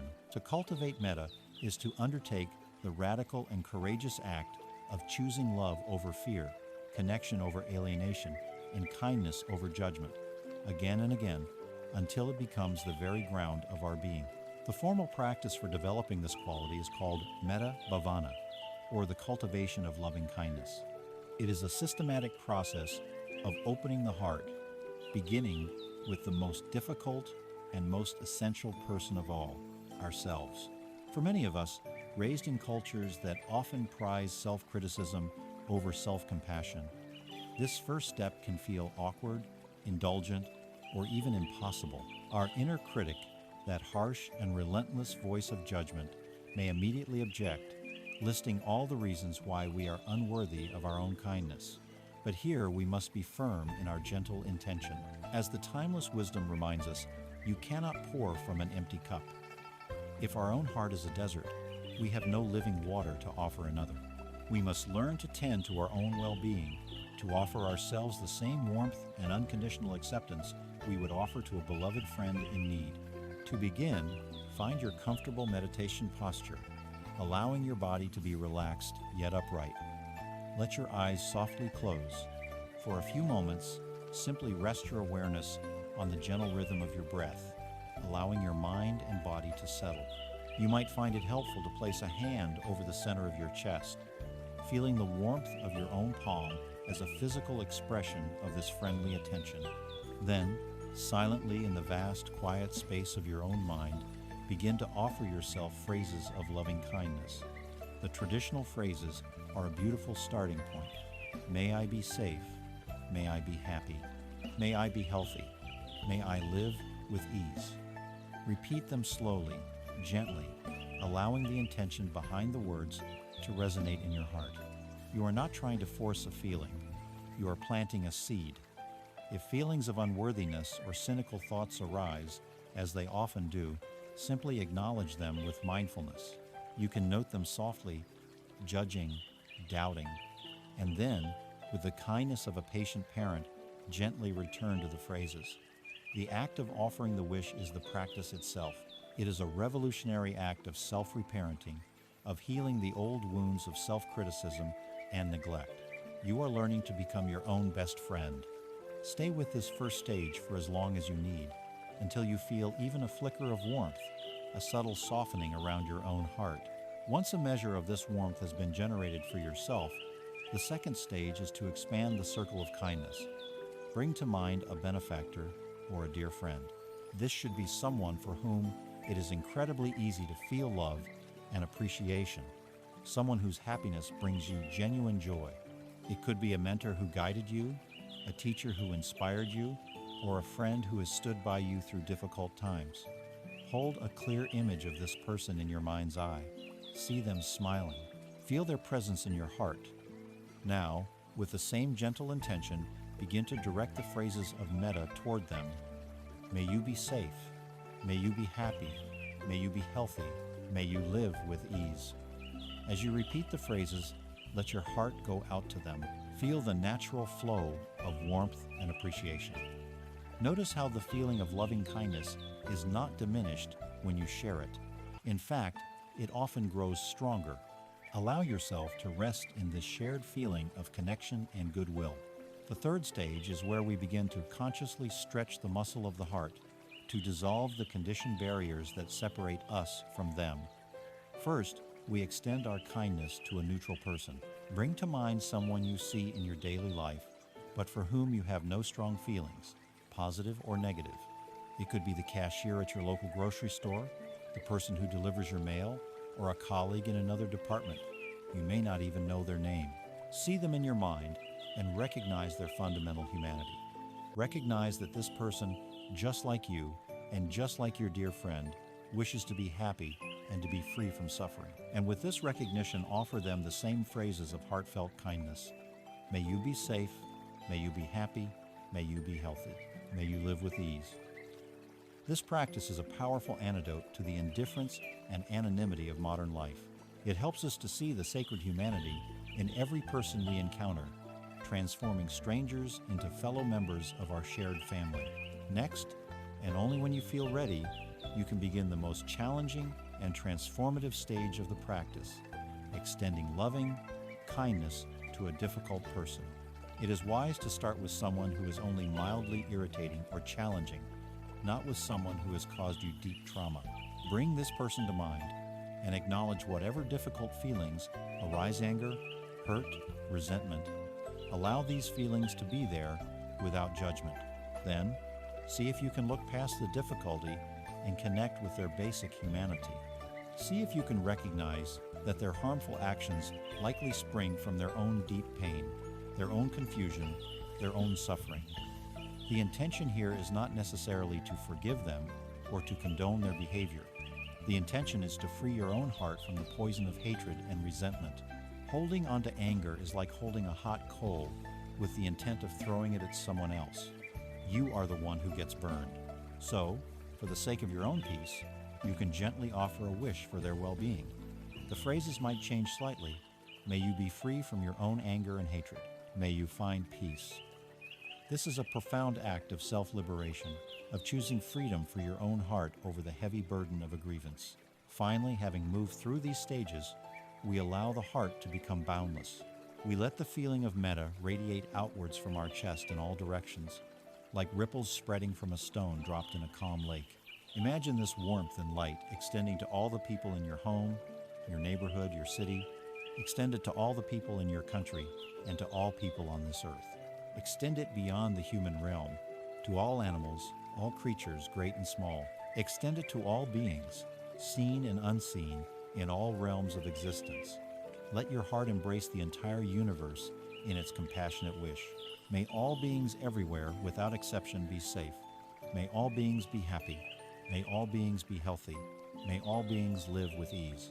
In this moment, the illusion of a separate self dissolves into a feeling of profound interconnectedness, a recognition that our well-being is inextricably linked to the well-being of all. A heart softened and strengthened by the practice of metta is not a weak or vulnerable heart. It is a heart that has become resilient, powerful, and fearless. There is a story of the Buddha's cousin, Devadatta, who in a fit of jealous rage unleashed a ferocious drunken elephant named Nalagiri to charge at the Buddha and trample him. As the terrifying beast thundered toward him, the Buddha's followers panicked and fled. But the Buddha stood his ground, perfectly calm and still. He did not raise a weapon or a shield. Instead, he radiated a powerful, unwavering wave of pure metta directly at the charging elephant. The story says that as the elephant entered the field of the Buddha's loving kindness, its rage began to melt away. Its charge slowed to a trot, then to a walk. It approached the Buddha, knelt before him, and was completely subdued by the sheer force of this unconditional love. This is the power of a heart trained in metta. It is a strength that can tame the wildest beasts, both external and, more importantly, internal. It is this strength of heart, this boundless capacity for compassion, that gives us the courage and the resilience to navigate the most profound and universal of human sorrows, the pain of grief and loss. A heart that has been softened and expanded by the practice of sympathetic joy and loving kindness develops a new kind of strength. It is not the brittle strength of armor, but the resilient, yielding strength of a deep-rooted tree that can bend in the wind without breaking. This resilience, this capacity of the open heart is essential, for life will inevitably present us with winds of such force that they threaten to tear us from our very foundations. We now turn to the most profound of these storms, the universal and deeply personal experience of grief and loss. All our practice, all our insight, all our cultivation of love is preparation for this. When we lose someone we love, the pain can feel absolute, alienating, and uniquely ours. It can feel as though the universe has singled us out for a special kind of torment. It is in these moments that the wisdom of the path offers not an escape from the pain, but a way to hold it with a transformative compassion, a way to see our personal sorrow as a gateway to a profound connection with all of humanity. There is no story that illustrates this more beautifully than the ancient tale of Kisa Gotami and the mustard seed. Kisa Gotami was a young woman living in the time of the Buddha. After a difficult life, she had found happiness in marriage and the birth of her first and only son. She adored the child. He was the sun around which her entire world revolved. Then, tragedy struck. The little boy, still just a toddler, fell ill and died. Kisa Gotami was shattered. Her mind, unable to process the unbearable reality of the loss, simply broke. She refused to believe her son was dead. Clutching his small, lifeless body, she convinced herself that he was only gravely ill and that some medicine could cure him. She began to wander through her village, going from house to house, desperately begging for a cure. "Please," she would cry, holding out her son, "can you give me medicine for my sick child?" The villagers, seeing the dead child in her arms, reacted with a mixture of pity, fear, and scorn. Some shooed her away. Others told her she was mad. Each rejection deepened her frantic desperation and her profound sense of isolation. Her private agony was a wall between herself and the rest of the world. Finally, a wise old man, seeing the depth of her suffering, approached her with compassion. "My daughter," he said gently, "I do not have the medicine you seek, but I know of a physician who does. Go to the Blessed One, the Buddha. He is the master of all remedies." A surge of wild hope flooded Kisa Gotami's heart. She ran to the grove where the Buddha was teaching, pushed her way through the crowd, and fell at his feet. "Oh, Blessed One," she wept, "they say you have the cure for all ills. Please, give me the medicine that will save my son." The Buddha looked at her not with pity, but with an ocean of calm, compassionate understanding. He did not tell her that her son was dead. He did not offer her a lecture on the nature of impermanence. He knew that her heart, sealed tight with grief, could not yet receive such truths. He met her exactly where she was, in her world of magical thinking, and gave her a task. "Yes, I can make the medicine," he said softly, "but to do so, I require one special ingredient. I need you to bring me a single mustard seed." Kisagotami's face lit up. A mustard seed, that was so simple. But, the Buddha continued, his voice gentle but firm, there is a condition. The mustard seed must be taken from a house where no one, not a child, not a husband or a wife, not a parent, not even a servanthas ever died. Filled with a renewed and certain hope, Kisagotami began her quest. She clutched her son's body and went to the first house at the edge of the village. She knocked on the door and a kind woman answered. Can you spare a mustard seed for a medicine to cure my son? Kisagotami asked, her voice trembling with eagerness. Of course, the woman said, and went to fetch it. As she returned, Kisagotami asked the crucial question, Tell me, has anyone in this house ever known death? The woman's smile faded, her eyes filled with a familiar sadness. Oh, dear girl, she sighed, you touch upon our deepest sorrow. The living are few, but the dead are many. We lost our beloved father just last year. Kisagotami's heart sank, but she was not deterred. She politely refused the seed and went to the next house, and the next, and the next. The story was the same at every door. A man offered her a seed, but confessed that his wife had died in childbirth. A young woman offered her a seed, but wept as she spoke of losing her brother in a flood. An old couple offered her a seed, but told her of the many children they had buried over their long lives. As the day wore on, a profound transformation began to occur within Kisagotami. Her frantic, desperate search for a magical cure began to slow. At each house, she was no longer just a beggar seeking an ingredient. She had become a listener. She was a witness to the universal river of sorrow that flowed, silently or openly, through every single home. The wall of her own private grief, which had felt so solid and isolating, began to dissolve. She saw her own pain reflected in the eyes of every person she met. She was not alone. Her suffering was not unique. It was the shared, sacred sorrow of being human. As evening fell, she found herself sitting on the outskirts of the village, watching the flickering oil lamps being lit in the houses below. She watched as they twinkled in the darkness, and then, one by one, as the night wore on, she watched as they were extinguished, and in that moment she understood. The lives of people, she realized, flicker up and are extinguished, just like these lamps. This is not a mistake or a tragedy. It is the law of the world. It is the nature of all conditioned things. Her son was not taken from her by a cruel fate. He had simply followed the law that governs all life. With this profound insight, she gently carried her child's body to the charnel ground and let him go. She then returned to the Buddha, no longer a frantic, grieving mother, but a woman whose heart had been broken open into wisdom. The wisdom of the mustard seed is a teaching of immense compassion. The Buddha understood that intellectual understanding is not enough to heal a grieving heart. If he had simply told Kisagotami, "Your son is dead, and all things are impermanent," his words would have been true, but they would have been cruel. They would have been another blow to her wounded heart. Instead, he gave her a practice, a direct investigation that allowed her to discover the truth for herself in her own time through her own experience. This is the essence of skillful teaching. The medicine was not the mustard seed. The medicine was the journey. The medicine was the direct, visceral realization of her interconnectedness with all of humanity through the shared experience of loss. The second arrow that torments us in our grief is the question, why me? It is the feeling of being singled out, of being uniquely afflicted. Kisagotami's journey utterly dissolved this question. The answer was everywhere she looked, because it is so for everyone.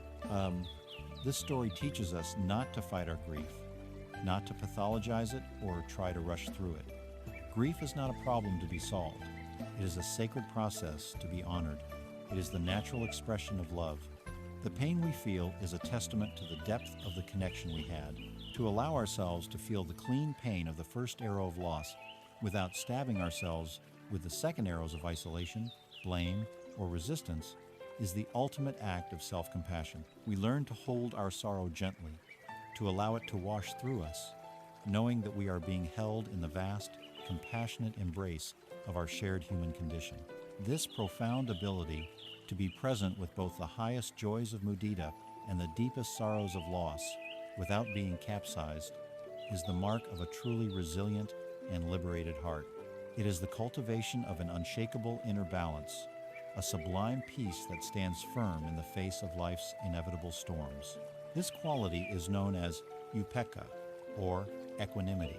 We have journeyed through the sublime abodes of the heart, learning to cultivate a boundless, unconditional love through Metta, and to share in the happiness of others through Mudita. We have walked with Kisa Gotami and discovered how to hold our deepest griefs within the vast, compassionate container of our shared humanity. These practices create a heart that is open, resilient, and deeply connected. Yet, for this open heart to navigate the turbulent waters of life without being constantly overwhelmed, it requires a final, stabilizing quality. It needs an anchor in the storm and a ballast in the calm. This fourth and culminating sublime state is Upekkha, a Pali word that is often translated as equanimity. It is perhaps the most misunderstood of these four qualities, often mistaken for indifference or cold detachment. But true equanimity is not a closing of the heart. It is the ultimate expression of its fearless, unwavering, and enlightened peace. To understand equanimity, we must first understand the forces that it helps us to navigate. The Buddha taught that in our lives, we are constantly being blown about by what he called the 8 worldly winds. These are the unavoidable ups and downs of human existence, which come in 4 pairs of opposites. The first pair is pleasure and pain. Our entire lives are often a frantic dance between these two, chasing pleasant sensations, feelings, and experiences, while desperately trying to avoid and resist unpleasant ones. The second pair is gain and loss. This refers not just to material wealth, but to all forms of acquisition and loss, gaining a new job, a new relationship, or a new skill, and the inevitable pain of losing those same things. The third pair is praise and blame. We are social creatures who crave approval. We feel elated when we are praised, complimented, or given a positive review, and we feel wounded and defensive when we are blamed, criticized, or judged.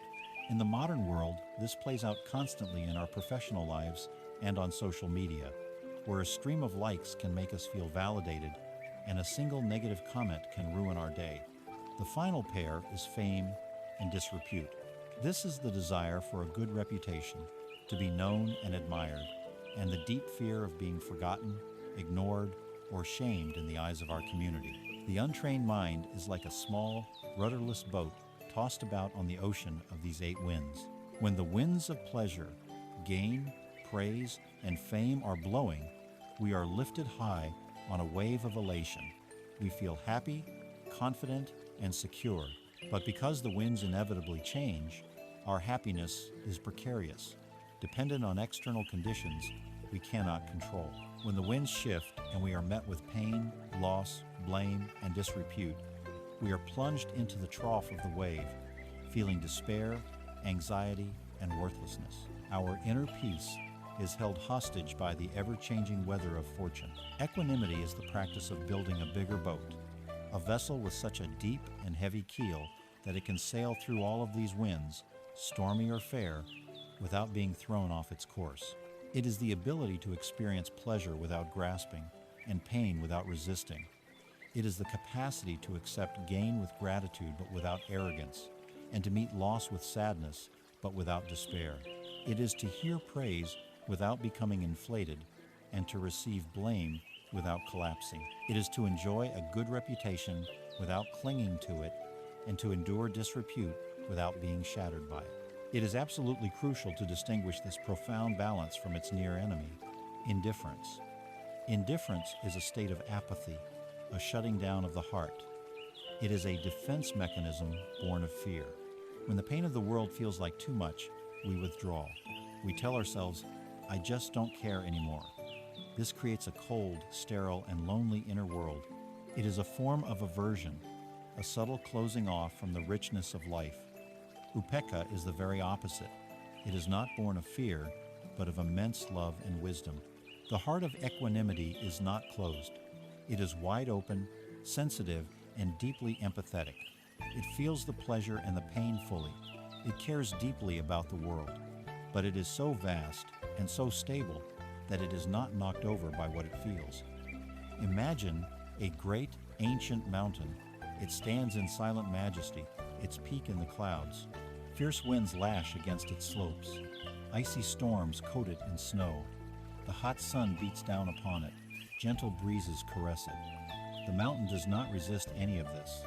It does not complain about the storm or cling to the sunshine. It simply is. It allows all the weather of the world to happen upon its surface, while its deep core immovability remains utterly undisturbed.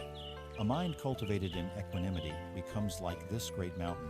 It is steady, grounded, and vast enough to allow all the experiences of life to come and go without being shaken from its peaceful center. This unshakable quality of mind is not something we can achieve through sheer willpower. We cannot simply command ourselves to be equanimous. Rather, Upekkha arises as the natural fruit of deep wisdom, specifically from the experiential understanding of the truths we have already explored. It is a quality that is rooted in our insight into impermanence, anicca. When we have watched our own thoughts and feelings arise and pass away thousands of times in meditation, when we have seen for ourselves that no state is permanent, we naturally stop clinging so tightly. We don't get carried away by a moment of success because we know, with a deep, embodied certainty, that the feeling of elation is a temporary cloud. We don't fall into despair over a failure because we know that the feeling of disappointment will also, inevitably, change. We see the 8 worldly winds for what they are: temporary, impersonal weather patterns. They lose their power to define us. Equanimity is also rooted in a deep understanding of non-self, anatta. When we are praised, the ego puffs up its chest and says, "Yes, that is me, I am great." When we are blamed, the ego contracts in pain and says, "They are attacking me, I am worthless." The praise and blame have a sticky target to land on, our cherished sense of a solid, separate self.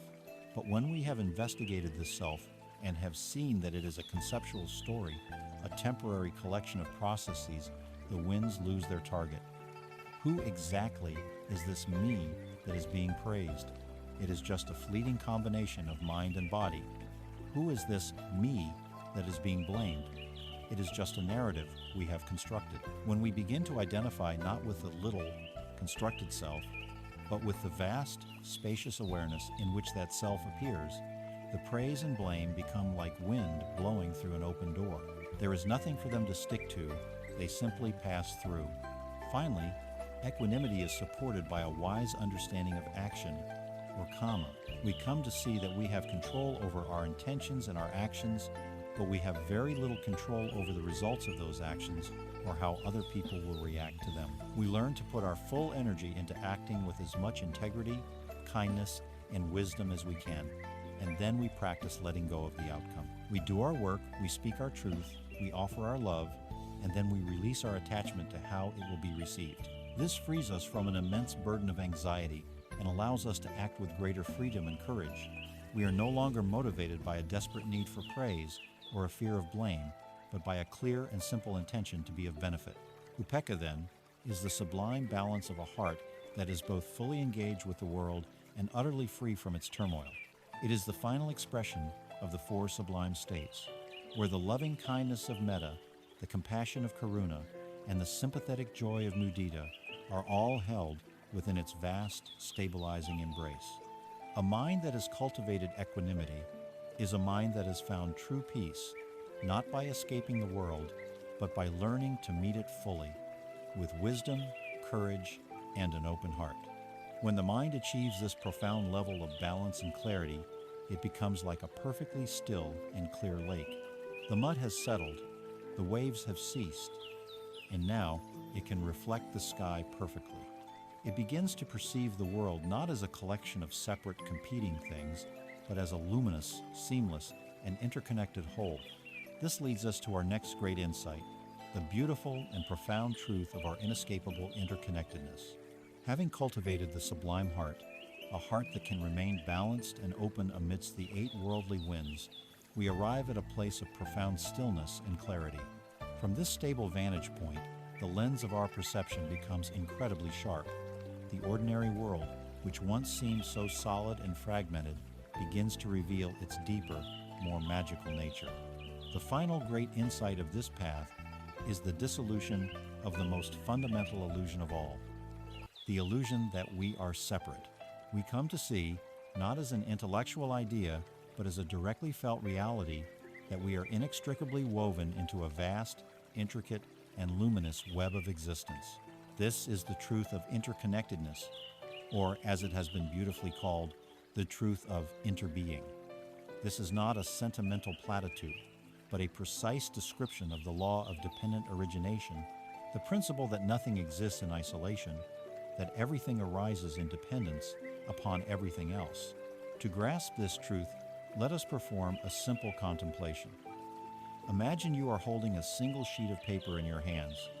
We perceive it as a single, separate object. We call it paper. But let us look more deeply with the eyes of wisdom. Can we see a cloud in this sheet of paper? If we look, we can see that without a cloud, there can be no rain. Without the rain, the tree from which this paper was made could not have grown. So, the cloud is an essential, if unseen, part of this paper. If the cloud is not here, the paper cannot be here. Now, let us look for the sunshine. Without the energy of the sun, the tree could not perform photosynthesis. It could not grow tall and strong. So, the sunshine is also in the sheet of paper. What about the logger who cut down the tree? He is in the paper too, and the logger's parents, who gave him life, are also here. His daily bread, which gave him the strength to work, is here, which means the wheat field, the farmer, and the baker are all present in this single sheet of paper. And we can continue. We can see the earth, the minerals in the soil that nourish the tree. We can see the river that may have transported the logs to the mill. We can see the people who worked in the mill, the machines they operated. We can see the ideas of the person who invented the paper-making process. We can see our own mind, which is perceiving the paper and labeling it as such. If we continue this investigation, we come to a startling conclusion. The sheet of paper is made up entirely of non-paper elements. If we were to remove the cloud, the sun, the logger, the tree, the earth, the paper would cease to exist. It has no separate, independent self-being. Its existence is a convergence of countless causes and conditions. To be, it must interbe with everything else in the cosmos. Now, let us turn this contemplative gaze upon ourselves. The body you call yours, is it not also composed of non-you elements? Your parents, your ancestors, the countless generations that came before you are present in your DNA. The food you ate this morning, the sun, the rain, the soil, the farmer, the truck driver is right now becoming your cells, your energy. The air you are breathing, which has been breathed by countless other beings, is becoming part of you in this very moment. The ideas, language, and culture that shape your thoughts are the inheritance of thousands of years of human history. When we look deeply at ourselves, we find the same truth as we found in the paper. The separate solid me that we have worked so hard to define and defend is an illusion. Our being is a temporary flowing convergence of the entire universe. We are not a drop in the ocean. We are the entire ocean in a single drop. There is another, even more ancient and poetic metaphor for this reality, found in a scripture called the Avatamsaka Sutra. It describes the celestial palace of the deity Indra, and hanging in this palace is a marvelous net that stretches out infinitely in all directions. It is a net woven from threads of light. At every single node where the threads of the net intersect, there hangs a single, multifaceted, perfectly polished jewel. The most magical quality of this net is that each individual jewel reflects on its surface every other jewel in the entire infinite net. And if you were to look even more closely at any one of those reflections, you would see that it too contains the reflection of all the other jewels, and so on into infinity. This is Indra's net, a holographic vision of the universe. Each of us is a jewel in this net. Our existence is defined by our position in the web and our relationship to all the other jewels. We are not separate from the net. We are a nexus point within it. We contain within us the reflections of everyone and everything that has touched our lives. Our parents, our friends, our enemies, our teachers, the books we have read, the music we have heard, and we, in turn, are reflected in them. Our very identity is a constellation of relationships. The boundary between self and other, when seen with this clarity, becomes transparent and ultimately dissolves.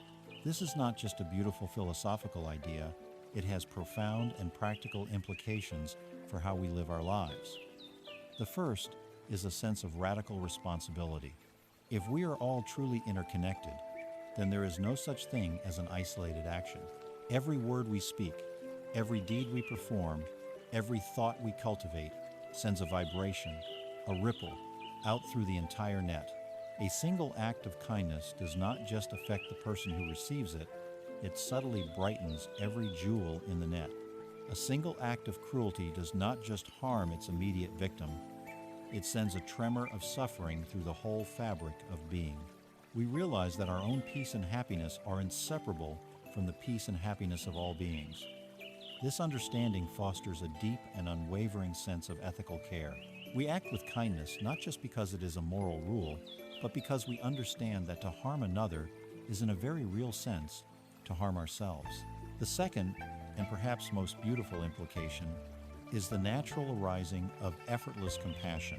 When the illusion of the separate self dissolves, the very foundation of hatred, envy, and ill will crumbles. How can we truly hate another when we see them as a reflection of ourselves, another jewel in the same net? We begin to see that the harmful actions of others are born from their own suffering, their own ignorance of this interconnected reality. They are like a hand that, not realizing it is part of the same body, clenches into a fist and strikes the leg. Our response is not anger, but a deep, compassionate wish to help the hand realize its true nature. Compassion ceases to be a duty we must perform and becomes the only sane and logical response to the way things truly are. The walls between self and other, between us and them, which have caused so much conflict and loneliness, are revealed to be imaginary. We belong to each other. We are part of a single sacred whole. The insight into our profound interconnectedness is the culmination of our journey from a contracted, fearful ego to a spacious, open, and loving heart. It reveals a universe that is not a cold, random collection of separate objects, but a warm, vibrant, and intelligent dance of relationship. It is the ultimate antidote to the modern epidemic of loneliness and alienation. It tells us that we are, and have always been, completely at home in the universe. Now, having journeyed through the diagnosis of suffering, having learned the tools of mindfulness and ethical living, and having glimpsed the liberating wisdom of impermanence, non-self, and interconnectedness, we arrive at the final practical question. How do we take this entire, beautiful, and life-changing raft of teachings and weave it into the fabric of our messy, complicated, and demanding daily lives? How do we live this truth, not just on the meditation cushion, but in the office, in our families, and in our hearts? We have come to the end of our exploration, but to the very beginning of our practice. We have journeyed from the diagnosis of our universal dis-ease to the profound, liberating insights into the nature of reality. We have been given the raft of the teachings, a brilliant and compassionate set of tools for navigating the river of suffering. We have seen that the ultimate truth is one of connection, that we are not isolated islands, but jewels in a vast, luminous net of interbeing. And now, we stand at the threshold of the most important question: how do we live this? How do we take this profound understanding from the mountaintop of insight back into the bustling, messy, and beautiful valley of our everyday lives? The answer is that we learn to make our entire life our monastery. We discover that the goal is not to perfect our meditation on a cushion, but to infuse every moment of our ordinary life with the extraordinary quality of mindful, compassionate presence. We learn to create a quiet clearing in the center of our being, a place of refuge that we can access at any time, no matter the chaos of the world around us. For too long, we have lived with a false dichotomy, a separation between our spiritual life and our real life. We imagine that practice is something we do for 20 minutes in the morning on a cushion, and the rest of the day is something we must simply endure. The great secret of this path is the dissolution of that boundary. Every moment becomes an opportunity for practice. The kitchen sink can become your meditation hall. When you are washing the dishes, the invitation is to simply wash the dishes. Instead of being lost in thought, planning your future, or regretting your past, you can bring your full attention to the present moment reality of the task. Feel the warmth of the water on your hands. See the iridescent beauty of the soap bubbles. Hear the sound of the water flowing. When you do this, the chore is no longer a chore. It is a moment of presence, a moment of sanity, a moment of peace. The same is true for all our daily activities. When you are eating, you can just eat, truly tasting and appreciating the food that is nourishing your body. When you are walking from your car to your office door, you can feel the sensation of your feet making contact with the ground, a short but powerful walking meditation. And most importantly, we can bring this practice to our interactions with others. Our communication becomes a primary field for mindfulness.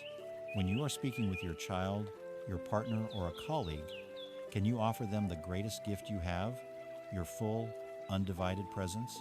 Can you put down your phone, turn away from your screen, and truly listen, not just to their words, but to the feelings behind their words?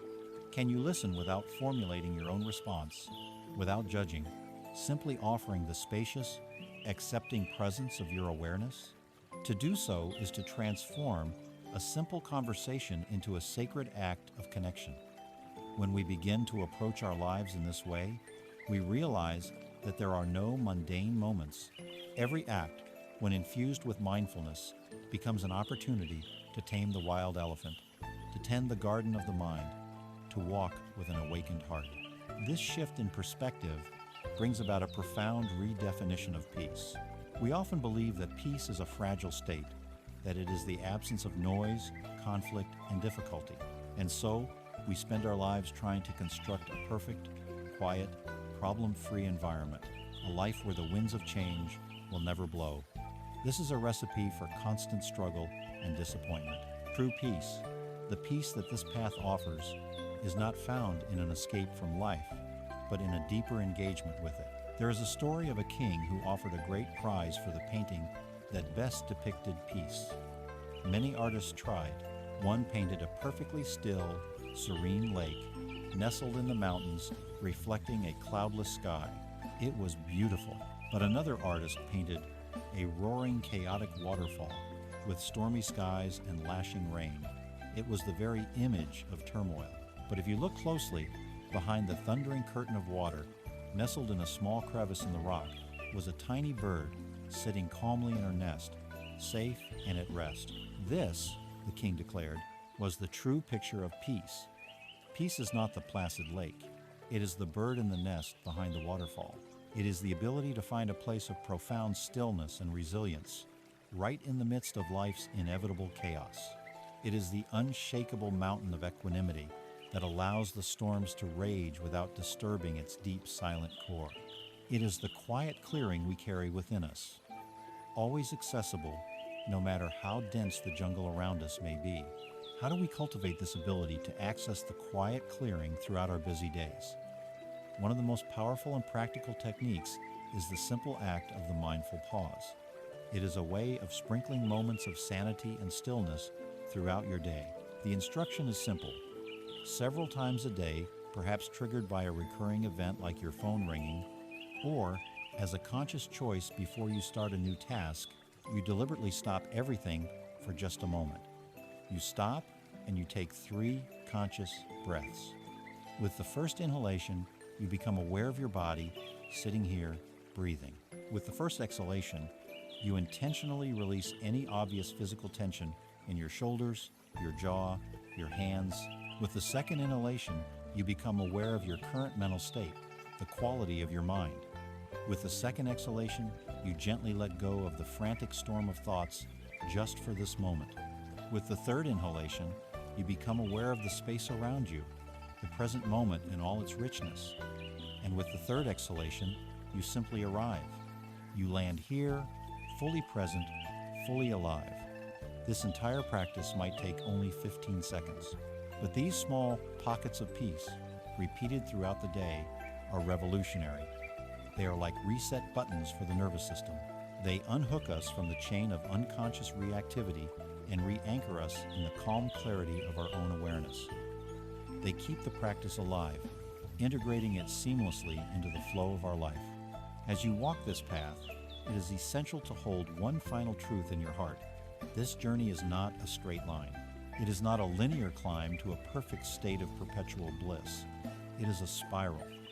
We will circle back and revisit the same challenges, the same old habits, the same difficult emotions again and again. You will have days where you feel clear and peaceful, and you will have days where you feel completely lost in the storm, where you forget every insight you have ever had. This is not a sign of failure. It is the nature of the path.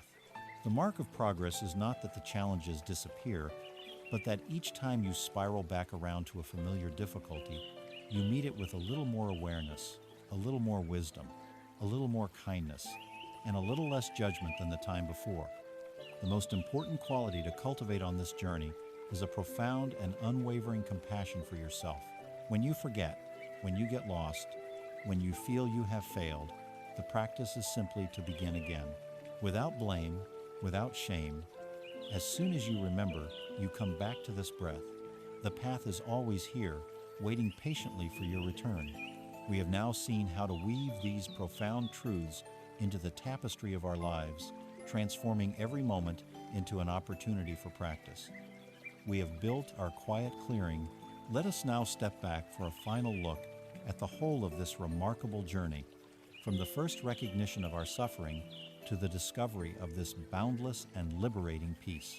We began this journey together in the heart of a storm, adrift in the chaotic currents of modern life. We felt the relentless push and pull of stress and anxiety, the exhaustion of running on a hamster wheel of desire, and the sharp sting of life's inevitable pains. We felt lost, overwhelmed, and disconnected, a small boat tossed on a vast and turbulent sea. From that place of suffering, we embarked on an exploration. We followed the path of a great physician, one who first diagnosed the nature of our disease, seeing that its roots lay not in the world outside, but in our own minds, in our own habits of clinging and aversion. We were given a raft, a precious vessel built from the timeless wisdom of mindfulness, ethics, and compassion. We learned to tame the wild elephant of the mind, not with force, but with the gentle rope of the breath. We learned to be a wise gardener, skillfully tending our inner landscape, pulling the weeds of negativity and cultivating the blossoms of joy and kindness. We learned to rest as the vast open sky, watching the clouds of our thoughts and feelings pass by without being swept away by them. We journeyed to the heart of our deepest sorrows and found, in the story of a mustard seed, a profound and healing connection to all of humanity. And we discovered the unshakable peace of equanimity, the quiet at the center of the turning wheel, the eye of the storm. Finally, we saw the illusion of our separateness dissolve, revealing a universe that is not a collection of lonely fragments, but a luminous, interconnected web of being. Having made this journey, we arrive at a single, simple, and life-altering truth. Peace is not a destination. It is not a lottery prize awarded to the lucky few who live a life free of problems. It is not a fragile state that can only be found in a quiet retreat or on a remote mountaintop. If it were, it would be forever beyond our reach, forever at the mercy of the next phone call, the next deadline, the next loss. The profound peace this path offers is something far more resilient, far more real. It is an internal capacity. It is a portable sanctuary. It is the quiet clearing that you learn to build in the center of your own heart, a place of refuge that no external storm can ever touch. The goal was never to silence the winds of the world. The goal was to become the great mountain that remains stable and serene as the winds blow around it. The goal was to become the bird nesting peacefully behind the thundering waterfall. And so we leave you here, not at an ending, but at a beginning. The map has been offered. The tools are in your hands. You have everything you need. The path forward is not about becoming someone different. It is about gently, patiently, and compassionately returning to the boundless wisdom and peace that is already your true nature. There is no pressure to be perfect. There is only the practice of beginning again. When you feel lost, come back to the breath. When your heart feels closed, come back to a single wish of kindness. When your mind is racing, come back to this present moment, right here, right now. This is the journey. It is a path paved not with grand achievements, but with 1,000 gentle returns. May you walk it with courage, may you walk it with compassion, and may you and all beings find a deep and lasting peace.